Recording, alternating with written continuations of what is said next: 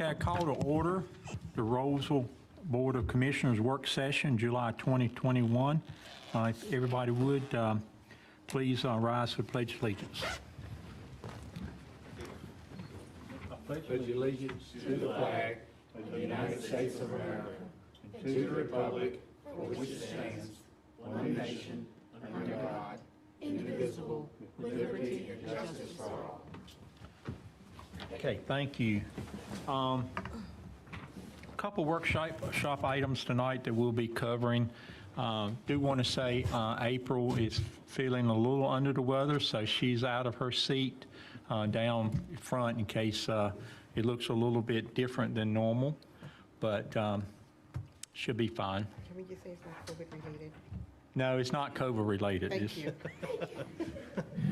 Yeah, it's a summer related Thank you. illness, I guess, cold or something. So with that, we'll jump right in. We got a pretty long agenda and pretty much about 4 items to cover with a closed session. So we'll start, and I think, Michael, you are first up with the review of sale of town-owned property, 6 acres. Okay. Thank you, Mayor, and good evening, everyone. We just wanted to take a moment tonight to sort of gauge the board's thoughts and input and gain consent and approval to staff's recommendation to put some town-owned property up for sale, put it on the market, and I'm going to pull up this piece that the town owns. This is about 6.48 acres, and this land was tied up in an agreement last year that has since fallen through. It was going to be part of, with the developer, we were in talks to exchange this for the developer completing a portion of Granite Falls Boulevard extension further behind there. And that deal is no longer in place. And so staff thought it might be a good time to put this on the market. And so there's a couple of ways we can do this, and I'm going to ask our town attorney to jump in and our town manager as well to help me as I go through these different ways that we can put the property up for sale. But our recommendation is to go with a negotiated offer and upset bid process, and this is where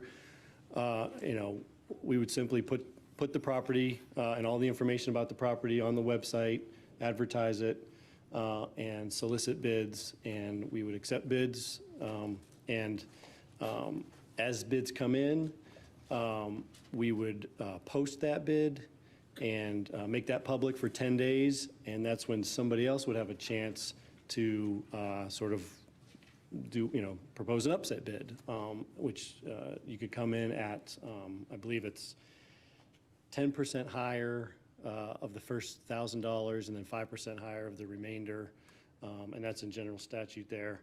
But basically, we would have that posted for 10 days, and people could come forth and propose, higher bids. And then once that higher bid came in, we would post that for the public, and then also allow for another 10 days. So we could go through that process until we no longer receive any more bids and agree to sell. You start with a negotiated first time. So nobody really come up with something we accept. It doesn't even go to that. Right, I believe you can, and we can engage in conversations with interested parties first to see if there would be an offer made to start the process. And I don't know if there's... Yes, we would, in all likelihood, we would set a number for bids to open. Think of it as a reserve or as a starting bid price. Either way can be used. The upset bids then need to come in at a reasonable increment. Once we have exhausted the upset bids, the matter would come back to the board for a vote. The board would have the option to either accept the highest bid or reject all bids and not sell the property. What is the property currently zoned? General commercial. General commercial? Yes, general commercial, in line with the same zoning as the vet hospital there, auto zone, and town hall, and the rest of Southtown Circle. Okay. You don't have, and I've looked at that property for clients in the past, as you know, you don't have a whole lot of road frontage for that property. When I look at that property, it speaks multifamily. And at the appraisal, we're looking at $4 and some odd cents a square foot. I would advertise it, just like it's being suggested. Are we members of LoopNet, CoStar, or any of those vehicles that we use on the internet? The town is not, that I'm aware of. Okay. You're going to need exposure. Okay. That's something you may want to think about. And LoopNet, LoopNet bought CoStar. Right. But you'll have commercial people that deal and that search LoopNet. So that's one way of getting the word out. Land is very hot right now if it's priced right. So I would make a decision about using an online vehicle like LoopNet to get the word out. Which brings up a question, Michael. The appraisal is about 3 years old. Is that still relevant, or do we need to have a new appraisal? That's something if we think, I don't know how, yeah. I'm not into real estate. I don't know if that would benefit us. So it would, so okay. We talked about that, and we didn't think so. Doesn't mean that you might want one, but it could be determined it's what it is, and you add X percentage more when you make that determination when the offer comes in.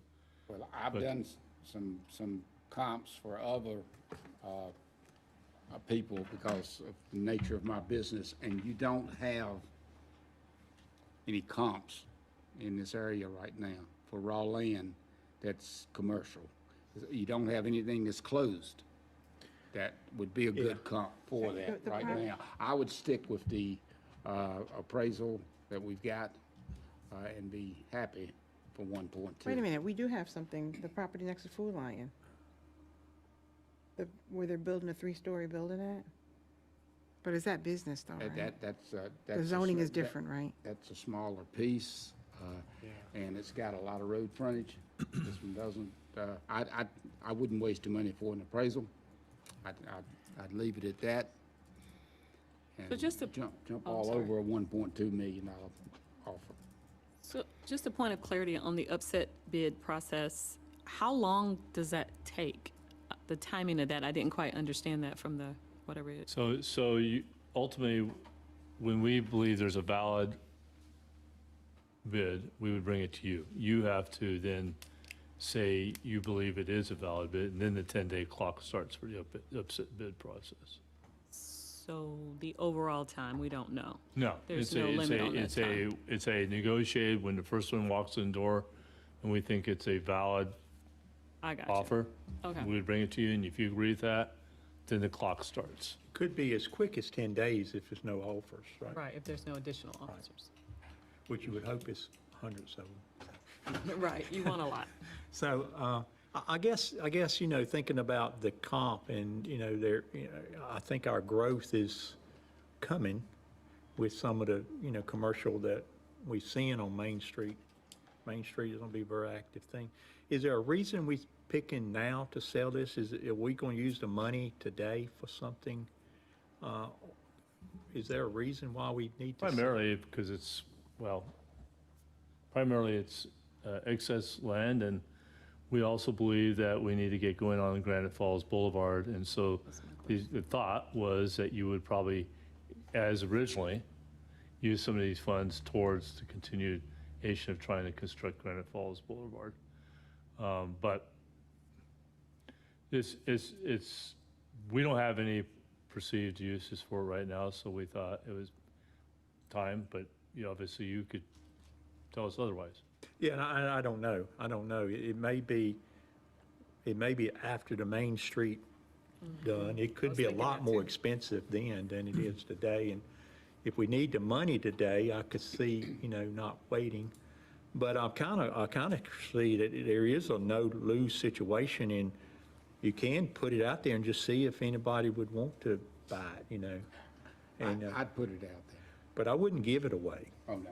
I wouldn't go a low number on it because I don't think what we'll do is we'll say, we'll put the appraisal value is.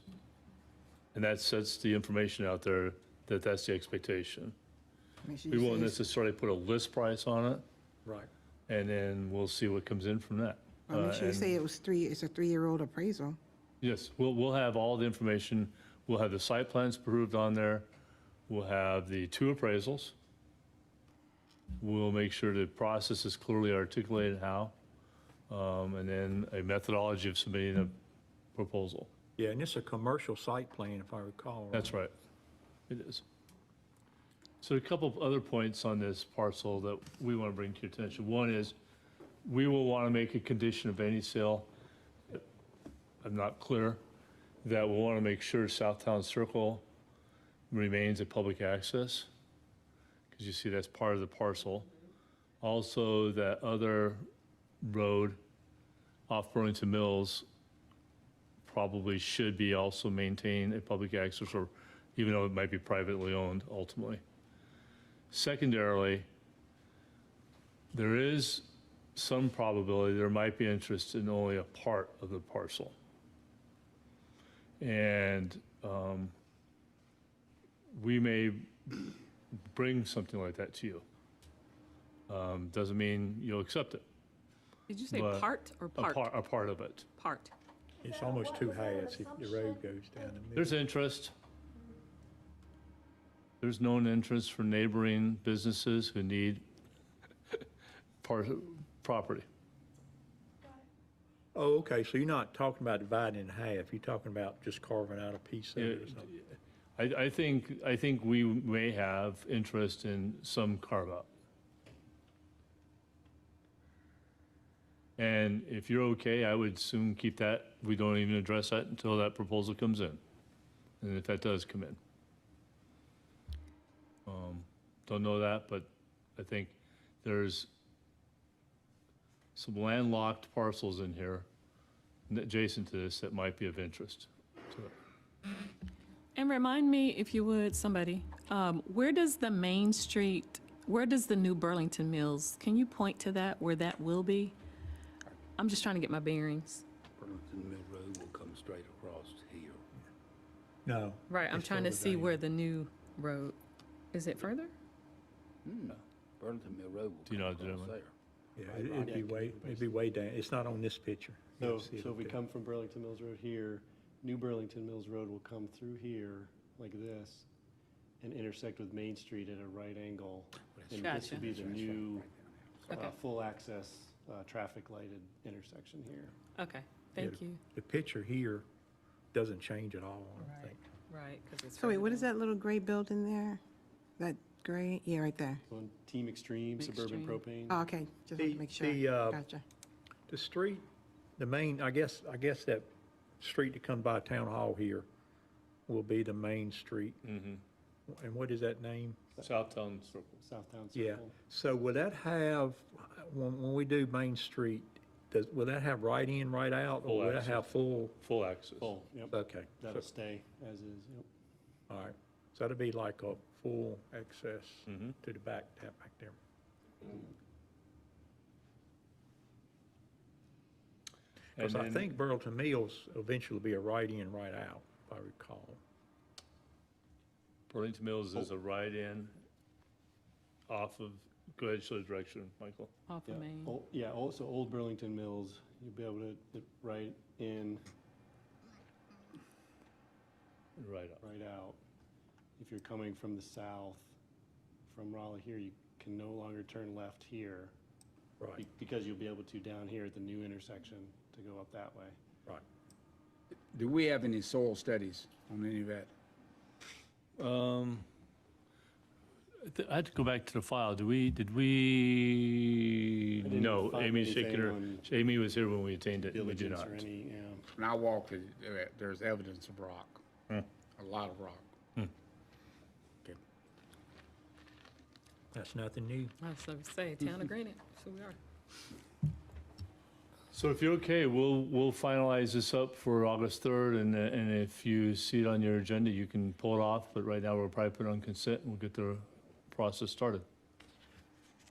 The critical feature for any sale of property like this is the determination that it is surplus, it's not needed for the town's immediate use or foreseeable future use, and that the town's procedure, whichever one is chosen, if we do choose to sell it, and whatever procedure we use, is designed to return the highest value possible for the town. Exactly.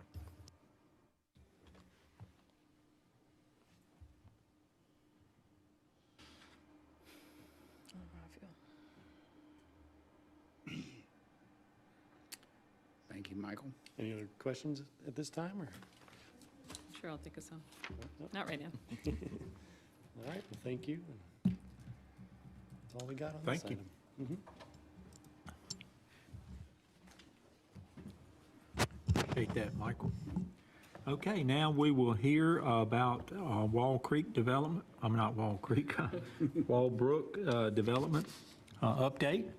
And I think you emceeing that, Kelly? Yes, I will. All right. But with that note, since it's a planning item, I would like to take 1 minute and introduce somebody in the audience. Meredith Gruber has come back for day 2 as planning director. That's a good sign. So I reminded her yesterday morning, she had a meeting tonight, she already had it on the calendar, so that was a good thing. So Meredith, welcome, and you'll have plenty of time to meet Meredith in the future. Feel free, but she's already tackled a few issues, and Michael and I didn't mess up too much last week when we had a chance. But welcome, Meredith, so thank you for being here. Welcome. Also in the audience is Austin Williams, who has come up and as president and probably will be primarily the information provider. I think Austin wants to give you an opportunity to give you an update on Wallbrook. It is a good time to do that. But what's most important about this timeline is that, as you know, we have a LAP grant project for Main Street that is fast approaching kind of a end of September deadline where we can declare that we have a fully fundable and attainable project. And as we have progressed over the last year or so on Wallbrook, in conjunction while we did a design on the LAP project, it became pretty apparent that much of the improvements that is being proposed by Wallbrook could add continuity to the LAP project. And so to do that, we talked through to DOT, and they agreed. And so we are now prepared to enter into a relationship with the developer Wallbrook, which is represented by Austin Williams, to run one project with 2 groups funding it. Well, 2 primary groups. The first is a LAP grant project, and we will go over the boundaries of that with Austin's presentation a little bit. And the second is a Wallbrook project, and they would be finalized, designed. Stantec has been also Wallbrook's designer. So there's been good continuity of design and working together. And DOT has received a 90% design for both segments now and are ready to kind of release that over to finalize and go to 100%. But in order to do this, DOT believes it's best that we run it as one bid so that we would have one contractor on the project. We think there's a lot of merit to that, to get a low bid, hopefully, working together on one project.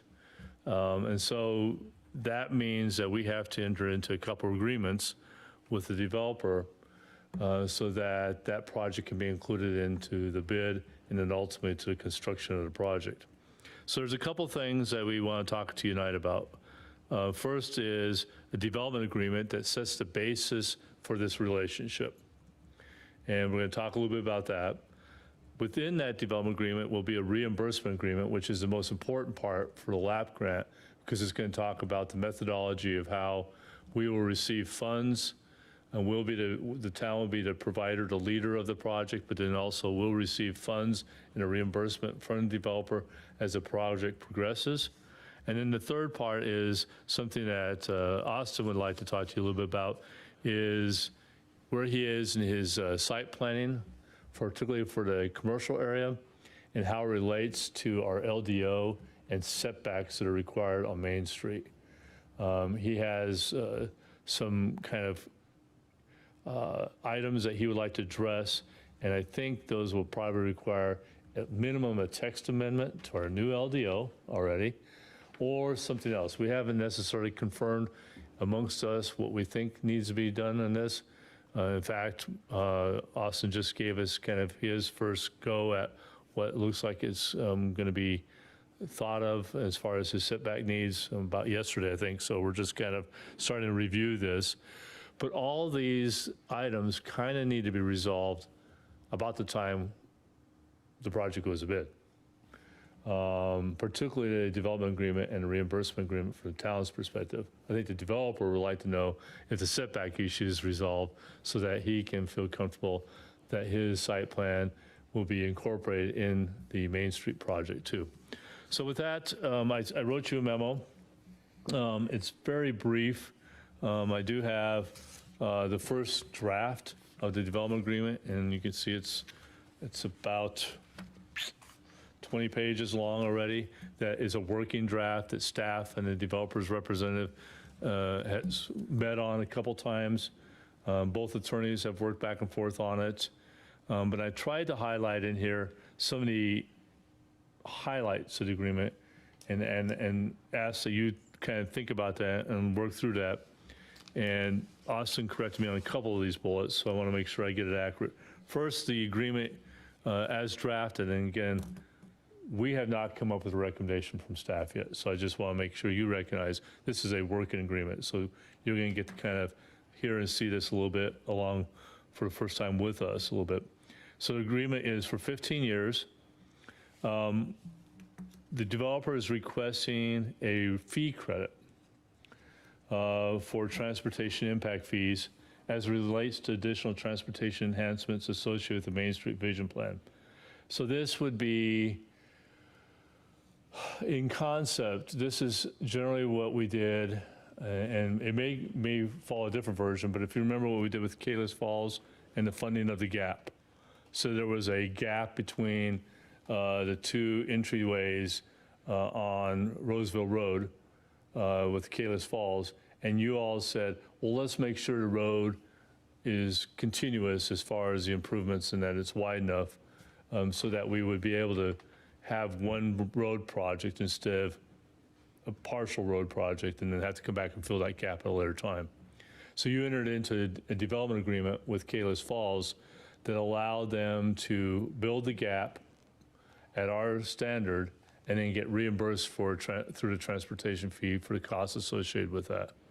So conceptually, that's what we've talked about with the developer, is what we would potentially consider for you to think about.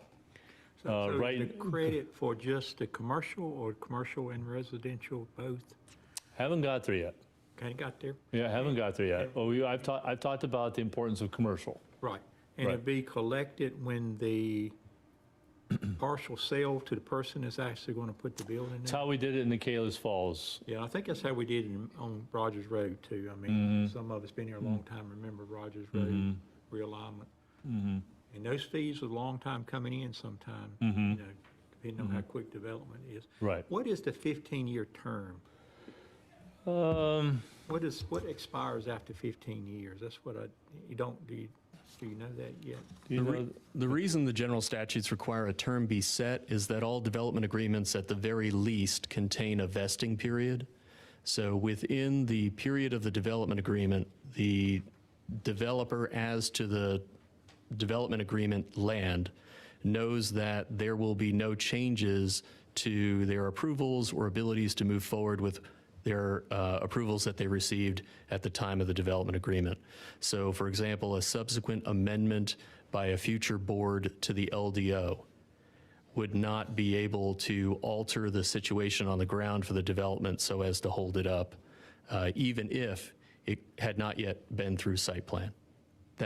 And so when development agreements were originally authorized, they only applied to very large tracts where it would take many phases to get it done. Walbrook is an example of one that might have fit in the original box, but these days, as you know, we see development agreements many times for relatively small parcels, as that is now allowed. So the term really becomes a little bit of a formality for a small site. But for a larger site, that's a meaningful vesting period that the developer knows he or she can rely upon. If it's a matter of fee credits, that also would establish the period after which the town's obligation to make fee credit payments would also expire. So if the project were to be mothballed for 2 decades, the town wouldn't discover that it was still on the hook. Yeah, that was the basis of my question, because on Rogers Road, there was no expiration time. And, it's still vacant land over there. Correct. So, that's been there for 25 years. But what we're saying here, if he has a vacant piece of land that doesn't sell for 20 years, it's going to be beyond that. We wouldn't expect any fees from that. Then. If that were the way that the agreement were structured. Of course, in Kalis Falls, we did not have a development agreement. We had a separate reimbursement agreement. I believe that contained a term, but I don't recall what it was. And there certainly is no requirement in the statute for reimbursement agreements that they have a term. Okay, now, I want to go off script a little bit for my moment, because today I reread the development agreement. One thing that we didn't talk about in our meeting, there's also an ask in this draft for local development permit credit of $700,000 on top of the impact fees. Does that include the impact fees? That was a misfire. Okay, that's what I thought. I thought we talked about it, but I couldn't remember. I didn't make notes. Okay, never mind about that. That should not be in there. Scratch that. Okay. Good. Okay. And I had. What is that 600 to 700? No, that's the transportation impact fee. So that is still actively asked. Okay, the land subject to agreement, it does call for the 19 acres. It's adjacent to Main Street, but as Austin's reminded me, his entire parcel assembly right now is how many acres? 78 acres. And so we may change that, but right now the draft did call for the 19 acres. There is vesting, of course, in the development agreement, and Dave might be able to explain that. And then there's a long description of the development uses and public facilities in here that would go along with a site plan for this. But those are kind of the key bullets. Austin may have more. Dave, did you have anything else you wanted to add to that? The only thing I would add is that you have experience doing reimbursement agreements where the town makes a reimbursement to a developer. We, in this case, will have a reimbursement of that type within the development agreement itself. The other reimbursement agreement that you see listed in your memo would be a separate agreement that relates to the developer reimbursing the town for the improvements that the town has had to pay for, given that we only have one general contractor for the larger project. Right. So it's a reimbursement going the other way. And I did not get to that, but that's right. Yeah. We've said reimbursement 5 times, but we never got to the That's right, topic yeah. that says reimbursement That's agreement. So Austin's attorney and I have been struggling with how to title these so it isn't confusing in the future. They're both reimbursement agreements, but the money's going different directions. Is there a cap A cap for, reimbursement from the I guess, the fee of credit, the fee credit? Is there, would that be a the cap? proposal does have one right now. Okay. So then, and as Dave discussed, and within this, there would be a reimbursement agreement, how the money would flow for the grant project. And we have not got the details on that. And then the last item is Austin's going to talk about is reduction setback. So do you have any questions at this stage, reactions, thoughts, or anything as far as development agreement? Are you, first, are you amenable with consideration of such? We do think it's a good tool that will allow us to enter this partnership and work together. There will be a lot more on the terms as we sort through it. But is there anything you have questions on as far as the development agreement goes?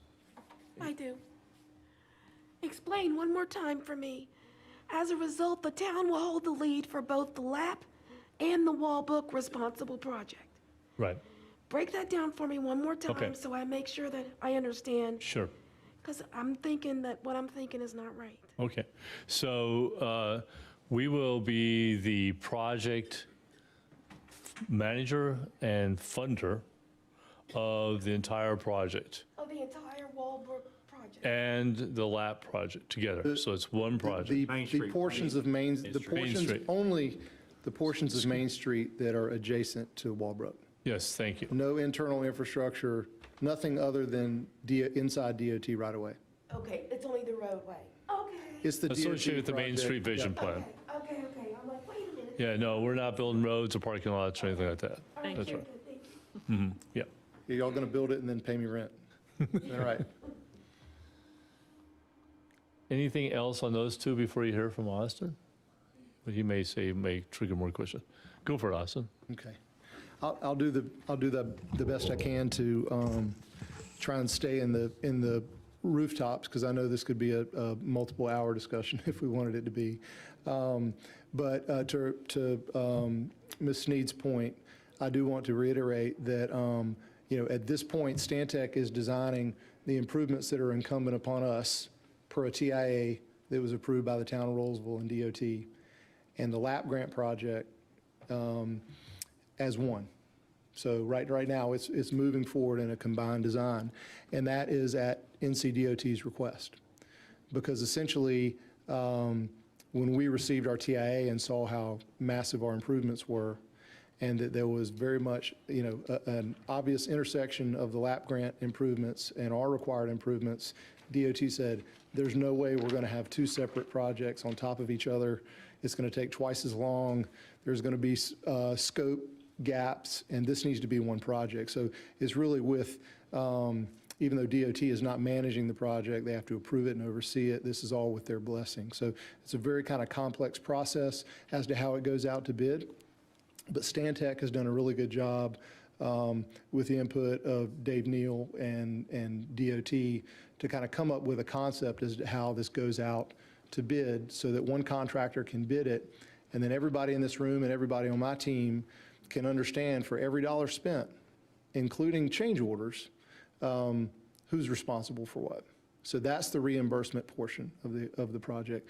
Now, to your point, to clarify, from our perspective, the LAP grant project for which we're talking about this reimbursement agreement is just one piece of a massive undertaking of public infrastructure from our standpoint. So currently, just to frame up the dollars and cents, our current estimate is $7.3 to $7.5 million of expenditure from us, purely private dollars, towards the Main Street improvements, of which the current estimated hard cost is $2.73 million.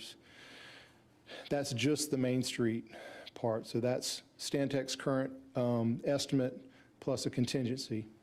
And it does not include CEI, the kind of management oversight, or right-of-way acquisition, which we're responsible for acquiring property right now that will quickly turn over to DOT to make our portion of the project work. And while I'm saying this, I will pull up this, and I think, here we go. So just to kind of frame up the areas so that there's no confusion there, right here, so about 25, 30 feet plan southwest in reality, I guess, of the intersection of New Burlington Mills Road and Main Street is where our project starts. And it includes the widening and all the improvements on Main Street, the signal at Virginia Water Drive. It also includes converting the turning movements on 401 bypass onto Main Street as, I believe, a dual left and extending that as well. That's not on this picture, but that's part of our requirements, and that's estimated at $2.73 million.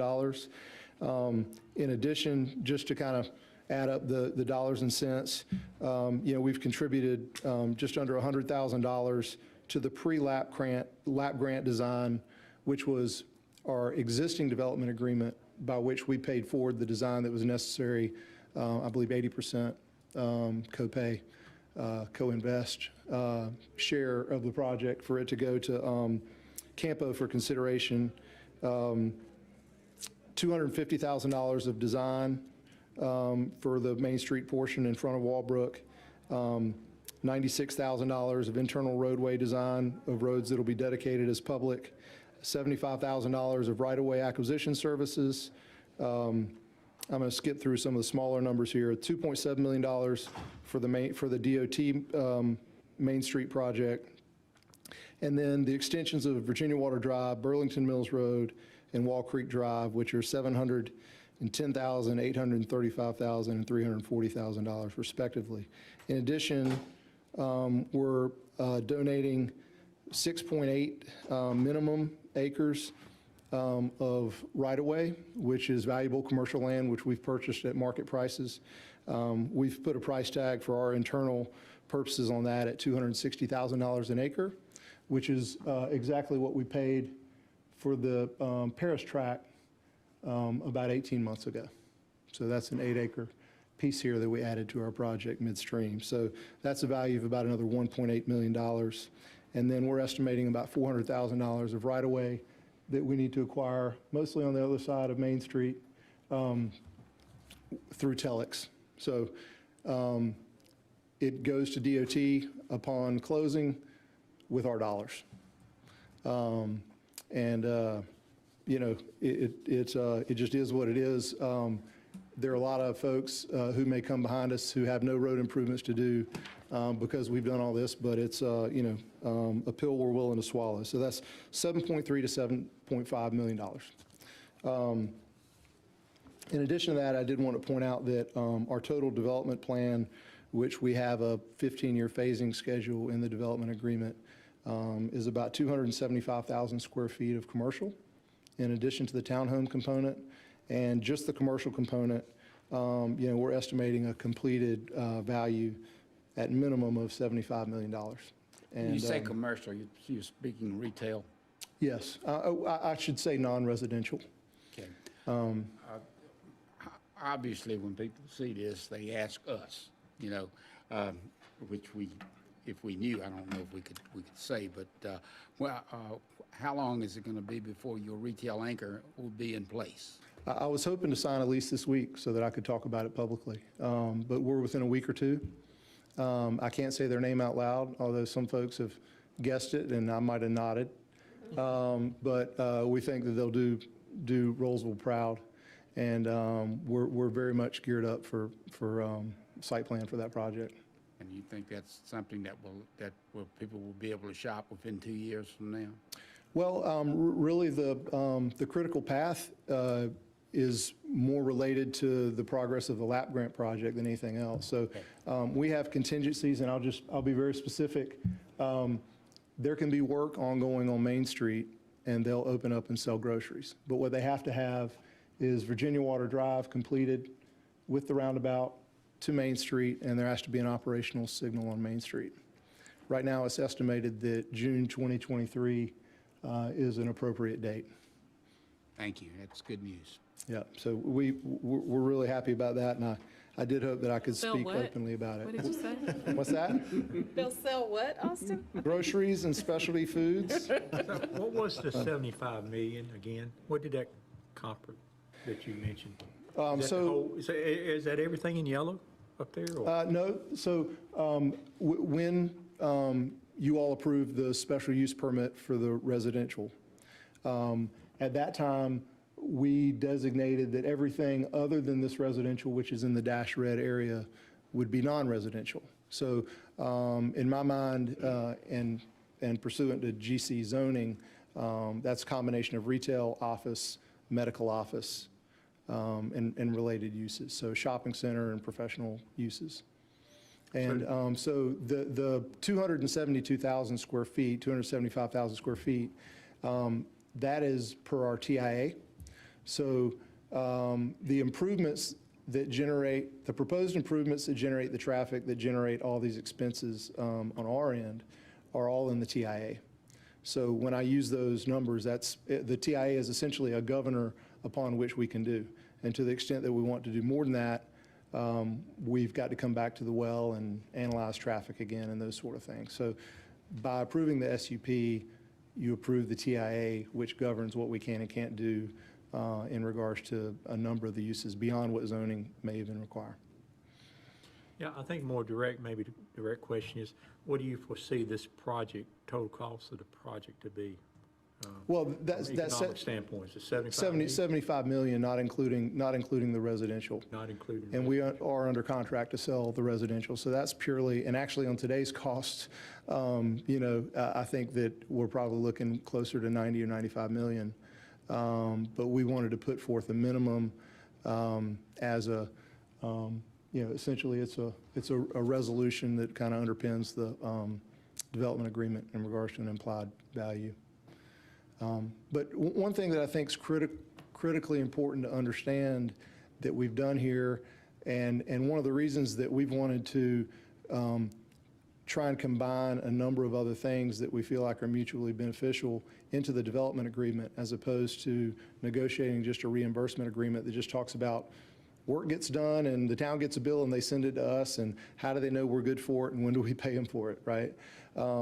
Is that we made a decision early on that we would essentially pay everything forward in regards to public infrastructure on this project and not wait on phases to occur. So that puts us in a position of really having to dig deep financially and hope that for the parcels that aren't necessarily ready day one, that we'll get a return in regards to marketing by having a permanent streetscape along Main Street and along the internal roads that aren't waiting on a parcel to be developed. And typically, a TIA, it says, okay, in order to build this component that generates this amount of traffic, this is what you have to do. We're doing that all at once, right? And so another element is that when we first received the early plans from Stantec in regards to the Main Street design, it wasn't 100% curb and gutter. There was not a multi-use plan, a multi-use path, so 10-foot path that's suitable for biking and walking, and no street trees on our section of the project. And so at our discretion, we actually asked to move the right-of-way line closer to our project, or further away from the infrastructure. The reason we did that, we're paying for it anyway, right? So we had everything designed as curb and gutter. And again, when I say everything, I'm talking about from Jonesville Road to this point right here. We introduced a 10-foot multi-use path that could go in day one as part of the LAP grant project at our cost, the Walbrook portion of the LAP grant project. And then at distance that was negotiated with DOT, and then a distance behind the multi-use path that allows for street tree plantings to go in the right-of-way. And the importance of those street trees going in the right-of-way is otherwise there will be no street trees or even pedestrian circulation until certain components are ready to be developed. So we've essentially increased the scope of Stantec's design, decided intentionally to donate more land and put the multi-use path in day one, so that regardless of the exact timing of when the pieces along Main Street come about, it'll be in its mature form from a pedestrian circulation standpoint. And so, and I'm going to jump around a little bit, and then I'll just kind of stop to see what the questions are, because I don't want to confuse anybody, and there's a lot in this development agreement. But one of the points that is in the development agreement as it relates to the LDO for setbacks and buffers that Kelly mentioned is that we've asked for an alternative compliance plan. And the reason for that is that the LDO, or through the development agreement, we're proposing at request of staff that we go ahead and opt into the new LDO, whereas right now we're under the old UDO. We would opt in as GC, which is the closest thing to this commercial outlying district. But the LDO, for good reason, requires a 30-foot landscape buffer with street trees and sidewalks between buildings and the street and things that are obviously redundant. If we're going to build a 10-foot multi-use path and put in street trees in the right-of-way, it doesn't make sense for us to back up 30 feet from that, put in street trees, and put in sidewalks. So there's some obvious things that are redundant that we need to address.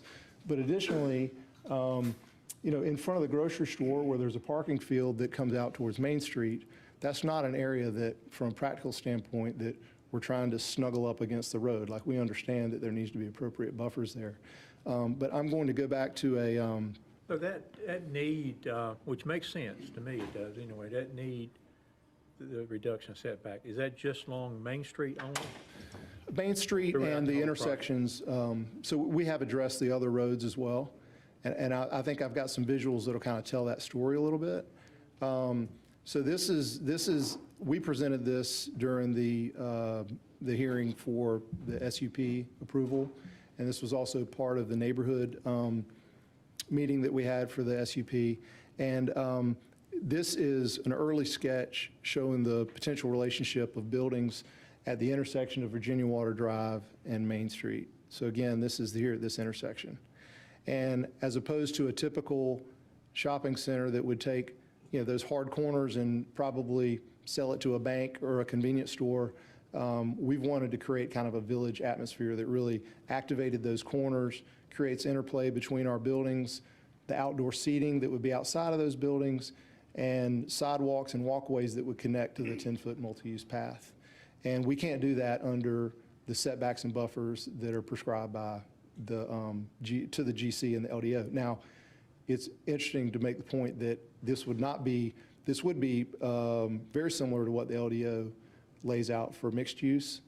So I think that's a good way to look at it, is that we're doing a GC zoning, and we're asking for the ability to kind of break the mold of what you would typically expect a grocery-anchored shopping center to do, and bring some buildings closer to the street, activate Main Street, and take use of that relationship.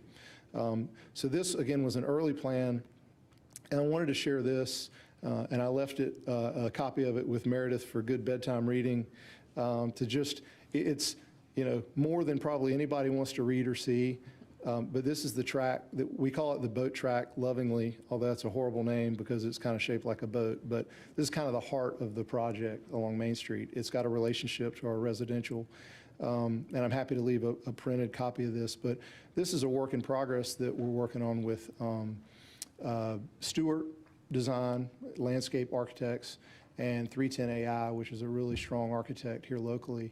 And basically what it shows, and it goes through, again, these are notes that we're working through that have not been addressed yet, so please accept this as a work in progress. But it addresses the special places that we're seeking to create within the project, movement of people, both on foot and on bikes through the project, how they experience it. Again, some of these special spaces, potential activity and performance spaces. You can see that we've got a green space that comes deep within the project and a smaller pocket park here. I just wanted to provide this as just kind of a snapshot to show that if under GC with setbacks and buffers, we can't do this kind of more urban style design. So we're just essentially seeking some forgiveness. We don't know how to, whether it's alternative compliance in the development agreement, or we start talking about a text amendment that, similar to mixed use, gives discretion to the planning staff, that upon a reasonable request, that is, mutually beneficial to the town, that it could be accepted. But we do know that we want some, to basically bring our buildings closer to the road and be able to really enliven that relationship with the multi-use path that we're building in the right-of-way. There's certainly more details we can talk about, but the last thing I want to mention directly is the request for essentially a bucket, as I call it, or a bank of transportation impact fee credits. So unlike the recreational fees and other things, of course, those are more directed towards residential. The transportation impact fee credits, or the fees that would be charged, based on our square footage on today's rates, based on the last approved budget, is about $650,000. I suspect it'll be more 3, 5, 7 years from now. Those are dollars that, as I understand, are put aside to pay for improvements that the town needs to do. So we're looking at $7.5 million, 7.3 to 7.5, Lord willing, if the bids don't bust us, more of direct inside the right-of-way public infrastructure investment, and that doesn't include $300,000 to $500,000 of downstream sewer improvements that are more of a Raleigh thing, not a Rolesville thing. But we're simply asking that as projects come for within our total master plan, come in for permitting and are due those fees, that we've essentially set aside a bank that we draw down to zero, knowing that we would be bound by all the constraints of the development agreement, including that we pay our fair share and that we develop under the at the cadence and the time frame and the deadlines that are required of us. So we're not asking for a subsidy or any incentives, and I've never asked for any incentives from the town, but it is very typical when this amount of public infrastructure investment is being made by a private developer, especially when we're fast tracking it, which in my experience is very rare. We've not done this before, to ask that we recapture, what essentially is less than 10% of that as the project moves forward. And it's dollars that we don't pay when we pull those permits. I guess we could argue whether that costs the town any money or not, but it's dollars that we don't pay, and we don't come to the table and don't get them if we're not doing what we promised. So that's, I think, an important part. You mentioned dollars you don't pay, so you foresee this whole project is developed owned? I mean, you guys is going to own all the buildings and type thing, or? Most of it we expect to. So we are under contract with a reputable home builder to purchase and develop the residential. We plan to develop all the commercial. It's certainly possible that we'll have a restaurant group or maybe a physician group buy a building pad and develop that. I don't think that, it's very unlikely that we'll develop all of it. But we're first and foremost a developer and have no intention of going out and signing a development agreement, getting the entitlements, and then putting the whole thing on CoStar. I mean, we're planning on really having our sleeves rolled up through the entirety of this project to, it's unlikely what we do develop and own that we'll own it forever. So we'll probably develop some pieces and sell it strategically to fund other infrastructure. So this is really a long-term relationship you have with the town. It's a marriage, yeah. Yeah, I mean, and I think that's the point, is that the development agreement, I mean, like I said, just the right-of-way is almost $2 million that we're donating, at the same time that we're going next door to a neighbor and having to pay them for their right-of-way, right? And at the same time, we want benefits from the town, and it's been extremely collaborative to this point. And I think that the development agreement is a great tool that, sets for a 15-year term what's required of everybody. Most of the important stuff is going to happen right away. I mean, really quickly. But if we, for some reason, have a deep recession and don't meet the development square footage requirements that are set in there as milestones, then all bets are off in regards to us having any protections on changes to the LDO or other restrictions, or the ability to, potentially tap reimbursement or tap the impact fee credits, et cetera. So it's very much I think a fair and, something that's got to be mutually agreeable. I appreciate you all letting me speak to it tonight. Mayor Kern, Thank you. with regard to our development agreement, that would run with the land. So if a reimbursement credit were contained within the development agreement and the owner of the property were to change, for example, the developer has sold the entire project or has sold an individual parcel, those rights and obligations run to whomever is the new owner. The way that is dealt with would be handled privately between the current developer and his or her buyer. And so if there are entitlements owing to the planned improvements that are going on that particular site, for example, certainly we would expect that they have taken care of that in setting the purchase price. It would not be something that the finance office or planning department would need to worry about. Whomever comes forward looking for the permit, so long as the money is still there and the agreement is still valid, that person would be eligible to receive the credit. That's good. Hopefully that won't happen. I hope your vision works and you build the project and own it and all, but when the one we had for Rogers Road, it wasn't like that. The original owner that built the road sold the project, and then everything that got developed had to go back to the original owner that did the project, which was kind of bad. So like Rogers Road. When Norbert Hector sold it to Al. So my question, and I'm going to put this out, that I know where the center of town is. I'll put that out there ahead of time. With the buildings being out on the edges and everything else, doesn't this sound similar to the town center zoning? Like comparable, because we're pushing those buildings out as well, out to the edges and everything else, and there's commercial involved and this and that. I mean, compared to the general commercial zoning, like, doesn't this make more sense with like a town center zoning? Perhaps for some clarity on this that Kelly and I didn't mention well enough in our introduction, the need has been identified by the developer for some adjustment or relief in order to achieve the look that the developer believes is an attractive one that would work better for the town. The town cannot simply provide a variance within the development agreement. We need some other tool. That could, as I think you're identifying, could be a rezoning that just happens to fit that we already have on the books.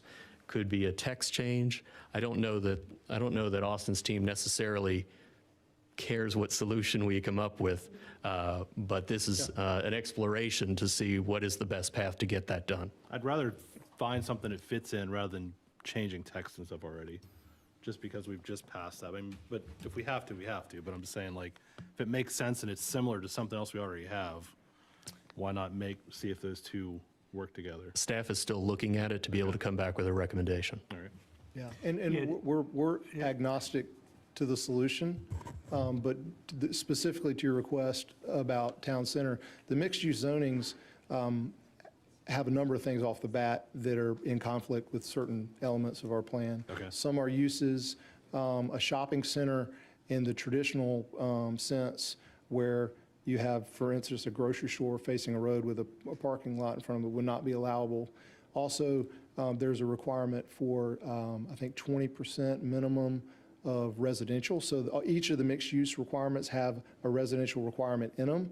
But through our SUP, where we've designated the residential and the non-residential, it makes the mixed-use, all three of the mixed-use zonings a very cumbersome fit for this project. But we're wide open and happy that Meredith's here, that she can help kind of advise the town on whether what we're asking for is good planning or a land grab, which I can assure you it's not.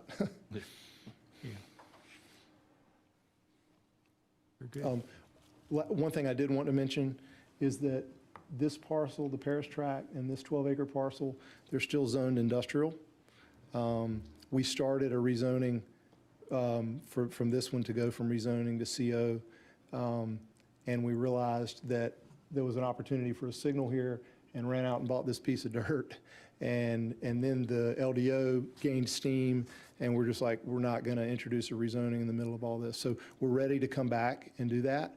And the way that the development agreement reads is that this is 57 acres here on the side, on the south side. That would be subject to the development agreement when executed. And if not sooner, when these pieces get rezoned, they come into the development agreement and are encumbered by all the same restrictions and get all the same rights. So there were some errors in regards to acreage that just were kind of overlooked in the draft working document. So you mentioned Granite Falls there, that will be signaled too? Because I know it's Well, discussion. Granite Falls is Granite Falls, anticipated to come in about Virginia right Water here. Drive, Oh, I I'm say sorry. Granite Falls.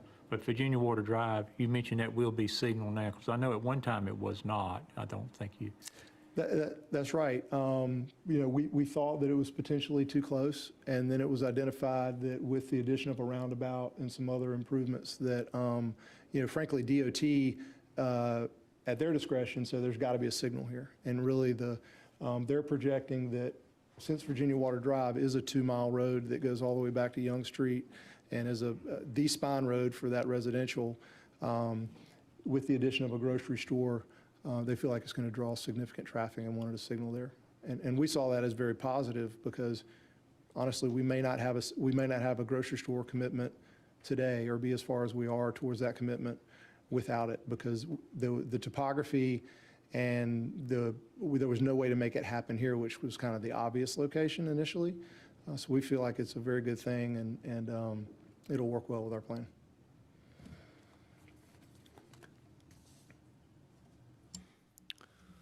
So we have our work cut out over the next 60 days to sort through this, but we intend to. So we just want to make sure you get caught up to speed, and you'll probably see this September, hopefully, and further information on it. So thanks to Austin for coming up today and giving you an update, and we'll be back at it, and you'll probably see him in about 45 to 60 days again.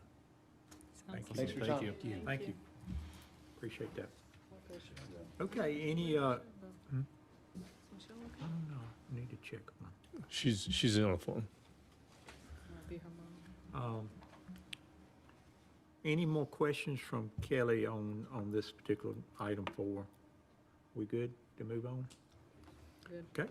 Item number 5, capital improvement development prioritization and debt process. That's, sound like Amy Stevens is all over that one.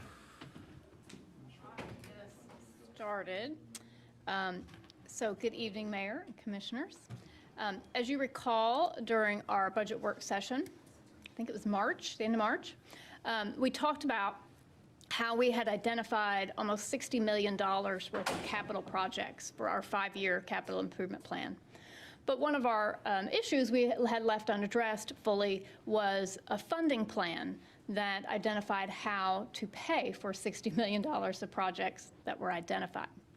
We talked at that meeting about the need to have some further conversation about that over the few following months. And so tonight is our first of ongoing conversations.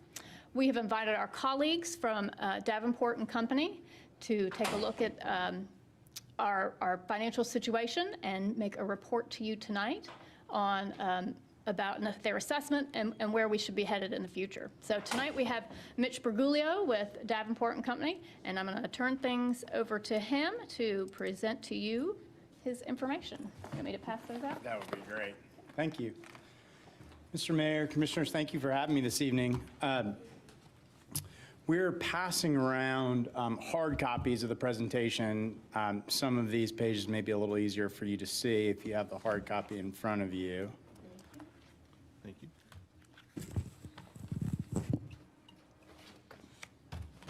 Wait for everybody to get copies of those. While Ms. Stevens is passing those out, so my name is Mitch Bergoglio from Davenport and Company. We've been the town's financial advisor for a number of years now, and I think you all have seen me and my colleague Ted Cole before on a number of different presentations. So looking forward to talking this evening about next steps in the CIP process. Just so you know what's in the presentation in front of you, page 1 has a contents and agenda, and really what we're going to be talking about tonight is the CIP process, where you are currently in your CIP process, and then where we go from here, next steps, like Ms. Stevens said, identifying funding sources for the capital projects that make it on to the CIP. In order to do that, we're going to take a quick look back at your current financial situation and how that sets you up to consider funding the CIP, and then we'll get into the details of the CIP itself. Just for a little background, we do have some materials in the appendix for you. There's some peer comparisons in Appendix A, your existing tax-supported debt detail in Appendix B. Appendix C has your current CIP detailed projects, and then Appendix D is the town's current financial policy document. So starting out, before we get into the CIP, we wanted to go back and revisit the preliminary credit assessment for the town. Why is this important? Well, if we're looking at a CIP that has a potentially significant amount of projects on it and debt associated with funding those projects, we need to make sure we have access to the capital markets to fund those projects. And whether we're going to the banks or whether we're going to national rating agencies to get a credit rating, you're going to have good credit to access the capital markets. Just like we need good credit to get an auto loan, good credit to get a mortgage, the town needs good credit to access capital, loans or issue bonds to fund capital projects. So we want to make sure we're in a position to consider doing that before we get too far along the road of setting up a CIP and looking to fund that CIP. So just as a little bit of background on that, I mentioned this, couple of different avenues to borrow money for the town. You can go to a bank and get a bank loan, and in that instance, the banks are going to go through and underwrite the town's credit or do their own credit assessment of the town to determine A, whether they'll lend the money to the town, and B, at what interest rate. You all have a history over the last couple of years, recently, very recently with the land purchase, of pursuing bank loans, getting good interest rates. So you have a track record with that route. The other method that you can do is a public sale of bonds.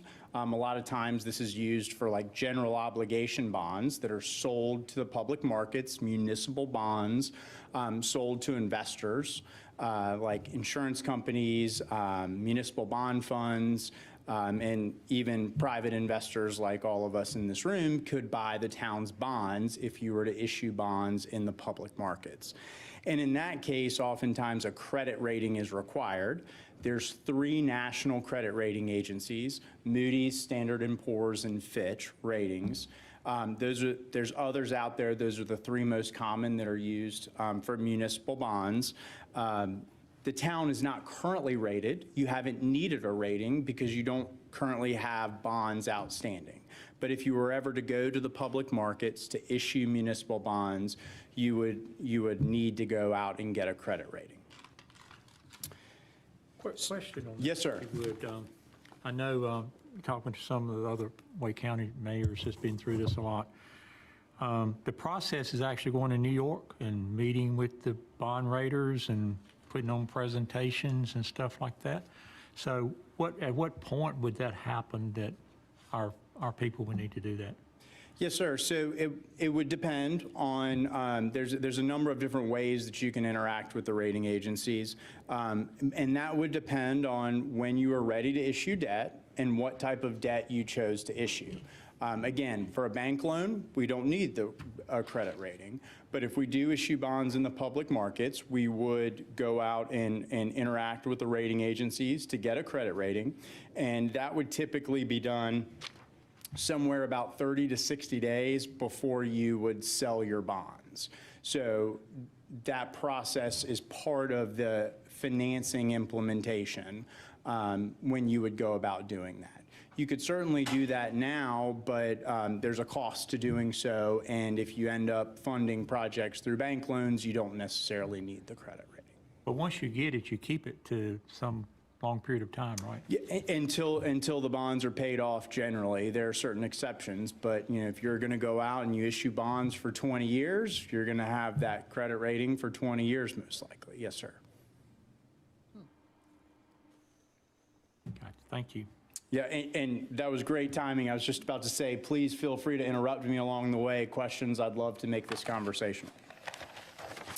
Okay, so and the other thing I would mention about the national credit rating agencies is they are very transparent in their process. They have a methodology that they apply across the board to governmental credits. Banks have their own internal processes they do that we're not as privy to. So what we do is we use these national credit rating agencies' methodology as a guide for understanding the key factors that are important to the town's credit. And so on page 4, we've outlined those methodologies for you for Moody's and Standard & Poor's. Moody's is up top, Standard & Poor's is down below. And I walk through Moody's for you this evening just to give you a sense of the key factors that they're looking at. The first factor is economy and tax base. This represents about 30% of the rating. And it is one where you don't necessarily have short-term control over. You as a board cannot make a budget decision and impact your economy score, right? These are things like median family income and assessed value of the town. There's certainly things you can do long-term, like you've talked about this evening with development agreements and zoning to help encourage development, build the town's assessed value, bring in new jobs, but that's more of a longer-term process. There's nothing you all can do tonight to immediately change your economy. And that's 30% of your rating. So what we say is it's important. You don't necessarily have direct control over that aspect. You do have direct control over the other 70%. So it's important to understand that and keep an eye on that other 70% of the rating process as part of the planning. 30% of that is finances, so things like your fund balance percentage, and your budgeting process. Are your revenues covering your operating expenditures? Management is a big part of it, 20%. So there's a number of items that go into this. You do get some credit for being a town in North Carolina. You're going to get a good credit for the management score. But then there's things like policies, financial policies. Does it cover the spectrum of all the potential policies that the rating agencies like to see? Those are things that you all can adopt and follow, and that's a positive for the management score. The capital improvement plan, like we're talking about this evening, having a good capital improvement plan that kind of meets all the baseline requirements that they're looking for is another way to help increase that management score. Strategic planning, which you all do, is another component that helps the management score. So that's an area where you all do have direct control over that we think is important to consider. And then finally, debt and pension liabilities, mostly in North Carolina, debt liabilities. And again, that's part of the capital planning process as well. And you all can determine how much debt that you issue and can directly control that piece of it. So I think what you can see is there's a number of elements here that are intertwined. And we want to make sure we're keeping an eye on these items as we're looking to implement a capital improvement plan process. Okay. Page 5, we did want to look back at your historical financial performance, and this is a snapshot of the general fund. And like I said, one of the key elements they look at is your budgeting performance. Are your revenues covering your expenditures? And importantly, are your ongoing revenues covering your ongoing expenditures? They refer to that as structurally balanced. Every year, the revenues that you can expect coming in on an annual basis are covering your annual expenditures. And you all have done a great job of that throughout the budgeting and implementation process. You've had a structurally balanced budget going back to 2015, and you've been adding to fund balance along the way. And I think that's been purposeful decision by you all, things like implementing the 1 cent dedicated to capital savings. That's allowed you all to create this structurally balanced budget, to build up fund balance, and that's going to set you up nicely when considering funding a capital improvement plan. So from a general fund financial performance standpoint, I think you all are in good shape, well positioned to go and access the capital markets, whether through a bank loan or a public sale, and you know, certainly have seen proof of that with the bank loan that you all did recently. The other thing that I would point out is your operating surpluses and your reserves are could be an important tool in funding the capital improvement plan. And what I mean by that is you've been able to generate some annual surpluses year to year. Perhaps there's some of those annual surpluses that could be used for pay-as-you-go capital and or to help support debt service. Your excess reserves, so your fund balance, unassigned fund balance above your policy limit, could be used to help fund one-time expenditures as part of the capital plan. And then the other thing that I think having this fund balance is going to allow you to do is really help cash flow the capital plan in the design phase. And this is important in North Carolina because, as we all know, we've got the Local Government Commission in North Carolina. They approve all local government debt. And one of the findings that they have to make in order to approve a debt issuance or a loan for a local government like yourselves is that the amount that you're borrowing is adequate but not excessive. And the stance the LGC has taken in being able to make that finding is they would like to have project bids in hand and project permits in hand so that they know when you're going out to do a borrowing, the price of the project is fixed through the bids and that there's no major changes expected to that project because your permits are in place. That all makes good sense. The challenge with that is on the front end, that means you have to design the project up front, get your permits up front before you can issue the debt. So having a healthy fund balance over your policy gives you all some room to cash flow those preliminary expenditures for multiple projects. And then when it's time to issue the debt, you can reimburse yourself for those preliminary expenditures and almost create a revolving fund for yourself out of fund balance to help cash flow and fund capital projects on the CIP. So all in all, I think you all have done a very good job in positioning yourself to be able to undertake a capital improvement plan. Certainly are well positioned to access the capital markets and to potentially cash flow these preliminary expenditures associated with a capital projects.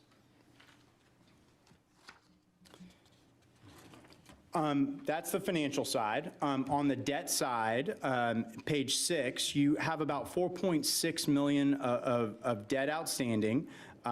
There's some remaining general obligation bonds outstanding. Those are the ones that have been taken over by the city of Raleigh, that the city of Raleigh is paying for the water and sewer bonds. So you do not technically pay on those any longer. Raleigh is paying those, but they are still town bonds. That are under your name.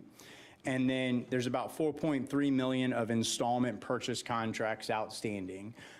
These are essentially mortgages on an asset is what that is.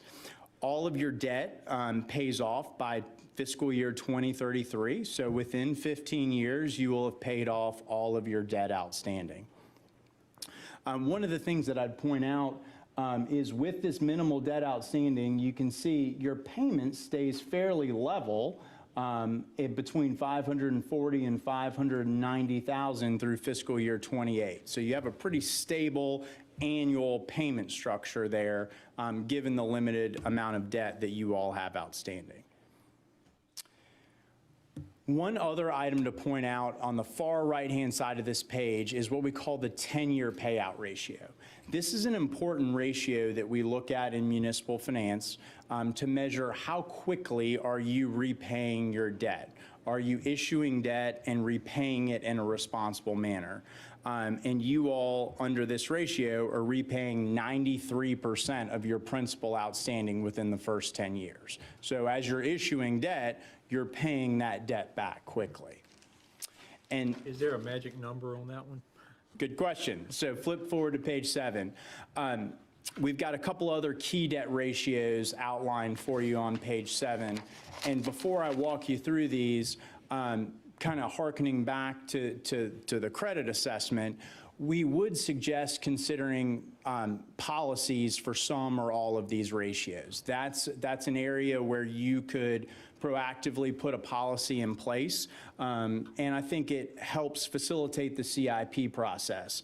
It allows you to consider issuing debt as part of the CIP, but put in policies to make sure you're issuing that debt in a responsible manner and that you're not going to overextend yourselves by issuing debt too quickly. So here on the left-hand side of the page, the first is that 10-year payout ratio. And typically, we'll see policies on this in the 50 to 65% range is a good policy range. And you all, 93% are well above that right now. In the middle of the page is debt to assessed value. So this is your debt outstanding as a percentage of your overall tax base.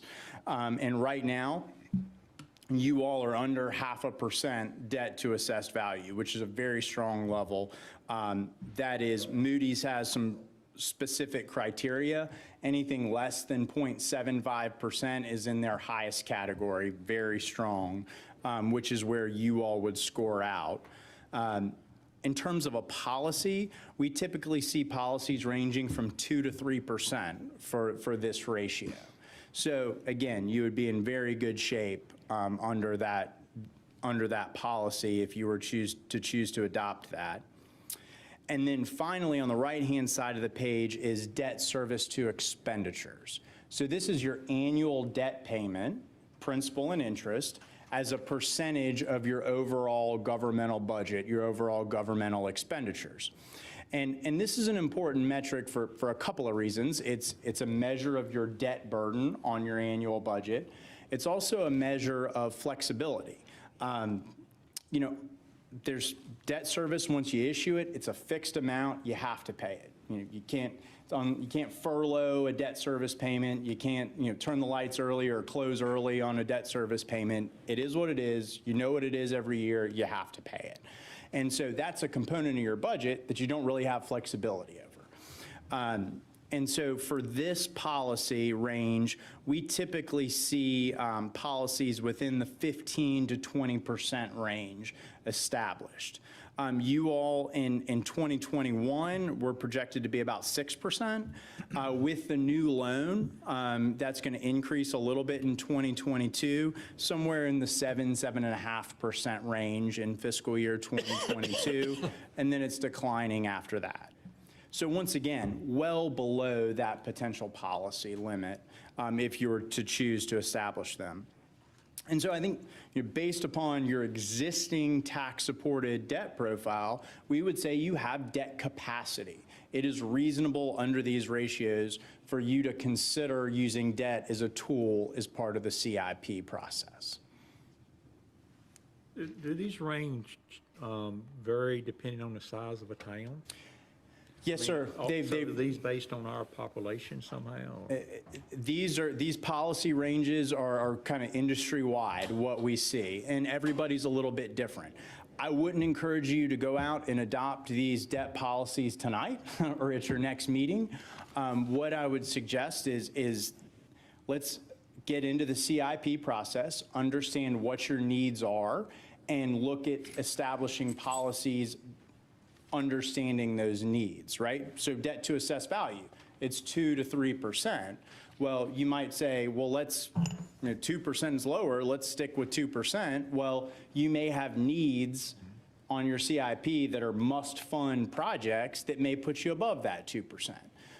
So I think it's intertwined with the CIP process, understanding what your needs are and understanding what reasonable policy limits are at what reasonable policy limits are, and then marrying those two together for you all to consider what a reasonable policy is for the town. So it's very individual.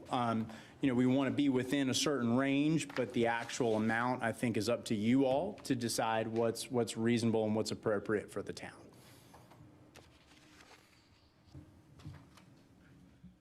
Okay, so just a few observations that I think we've hit on these along the way. You know, you have minimal debt outstanding. You have a strong credit profile that's going to set you up to access the capital markets. I do think policies would be helpful for you all, particularly debt policies, as part of the CIP process. The one thing that's not really a negative, but maybe is a challenge moving forward, is going back to your debt service budget. It's pretty flat. It's pretty minimal at this point, and it's not really changing for the next 7 to 8 years. That's certainly a good thing, but on the flip side, you don't really have any debt falling off over the next 7 years that would create sort of that natural room in your budget to take on new debt. So with that kind of means looking forward to paying for new debt, we're going to have to identify revenue sources to fund that new debt. There's no current revenue sources dedicated to your debt budget that are going to be freed up over the next 6 to 7 years. And we'll get into that a little more here as we move forward. So high level on the CIP process on page 10. Couple of things that I'd point out, and I think the top left bullet is a good overview of sort of best practices within a CIP. You know, first thing we look for, and the rating agencies and others look at, is identifying realistic capital and maintenance needs over a 5 to 10 year period, right? And the key thing there is not a wish list. You don't want to have a list of 1,000 projects that total $200 million that you can never fund.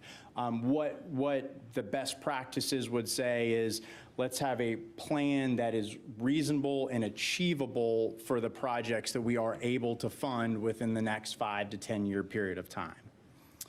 And that kind of flows into the second bullet, where as part of the CIP, we want to assign funding sources for all the projects. And we want those funding sources to be balanced between debt and pay-as-you-go capital, grants as they're available, current reserves if there's any available. But every project should have an identified funding source that is achievable in terms of what the credit markets are looking for a best practice in a CIP. Achievable projects and assigned funding sources that you'll be able to fund those projects with. Another key component is analyzing the operating budget impacts associated with the capital project. So oftentimes we're talking about a CIP, we're talking about the capital budget, we're talking about your debt service budget, but we don't want to lose sight of, if you build a new park, you got to operate the park. You got to keep the lights on at the park. You got to staff the park. You know, you build a new fire station or police station, same type of thing. You got to staff it. You got to keep the lights on. You got to pay the utilities. And so that's a whole nother impact on the operating budget that comes out of the CIP. So identifying those operating impacts of capital projects on the operating budget is an important part of the CIP process. And then revisiting this at regular intervals. So constantly changing. Needs are constantly changing. Goals are constantly changing. And so we don't want to adopt a 10-year capital improvement plan and assume that that's going to be our plan for the next 10 years. Things evolve, things change. So we want to revisit the process at regular intervals, typically annually. And then ultimately, we'd like for and best practices like for the CIP to be adopted at the governing level to show that you all as a board are behind the capital plan, and this is your plan. It is not just a document that was created and put in a folder and set on a desk. This is a living plan that you all intend to fund as a board. And so having that adopted provides the market's comfort that that is an adopted plan that you all are intending to move forward with. And you said typically that's a year? Did I hear you correct? Typically on an annual basis, yes, ma'am, as part of the budget process. Sometimes it's 2 years, but much longer than that, and you know, plans could change.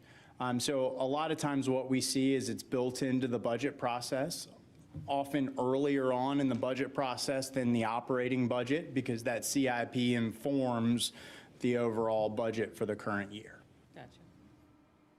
All right, and then just a quick snapshot on the right-hand side of the page of sort of the key flow that we see a lot of successful capital plans being implemented. And it starts sort of twofold by determining the universe of capital projects and evaluating and understanding your debt and capital capacity and affordability, and then marrying those two up to come up with an initial funding plan. So, you know, you may start with a list of 100 projects, but you may only be able to afford 50 projects. So when you put them together, you kind of have to marry the two and prioritize projects to come up with an initial funding plan. You then further prioritize those projects, refine the assumptions, and then go through that process with the board until it's ultimately finalized and approved at the governing body level, and then again, repeated on an annual basis. And so let's dive into a few of those aspects. On page 11, I think this is important because you all do have a very well-organized multi-year CIP at this point. The structure of your CIP is very good. It identifies projects. It identifies operating impacts associated with those projects. So the framework of a good CIP is already established here at the town. That current CIP, as Ms. Stevens said earlier, identifies nearly 60 million of debt-funded projects, potentially some of that done through a GO bond referendum. While we have that good structure of the CIP in place, in practice, really, the first year has been focused on and funded, and then the later years have kind of just pushed projects that weren't able to be funded in the current year into later years. So that first year of your CIP is very well identified, funding sources for the projects, operating impacts, and then in the future years is where there may not be true funding sources identified at this point. So I think going forward, the idea is to go through this process to fully integrate that CIP, have a good 5 to 10 year plan that can be integrated into the town's planning and budget process. In order to use this as an effective budgeting and planning tool, should consider adopting a plan of finance associated with that CIP. So on the CIP, you're going to have identified sources of fundings, including debt, and we should understand what type of debt we're planning to issue on that CIP.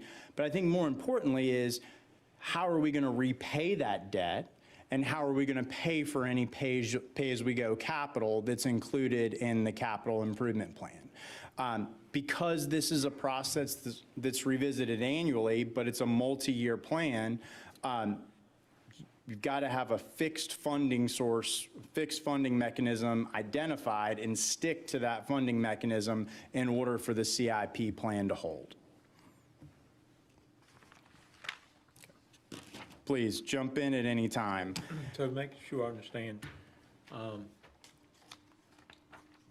So you can't use projected growth within that. In other words, if we don't have a project 3 or 4 years down the road, we have to have the funding plan now to plan for that. In other words, you can't project that we would have the planning. No, not necessarily. I think as part of the plan, I mean, you would want to project in a reasonable amount of growth if you're expecting your tax base to grow, which clearly right.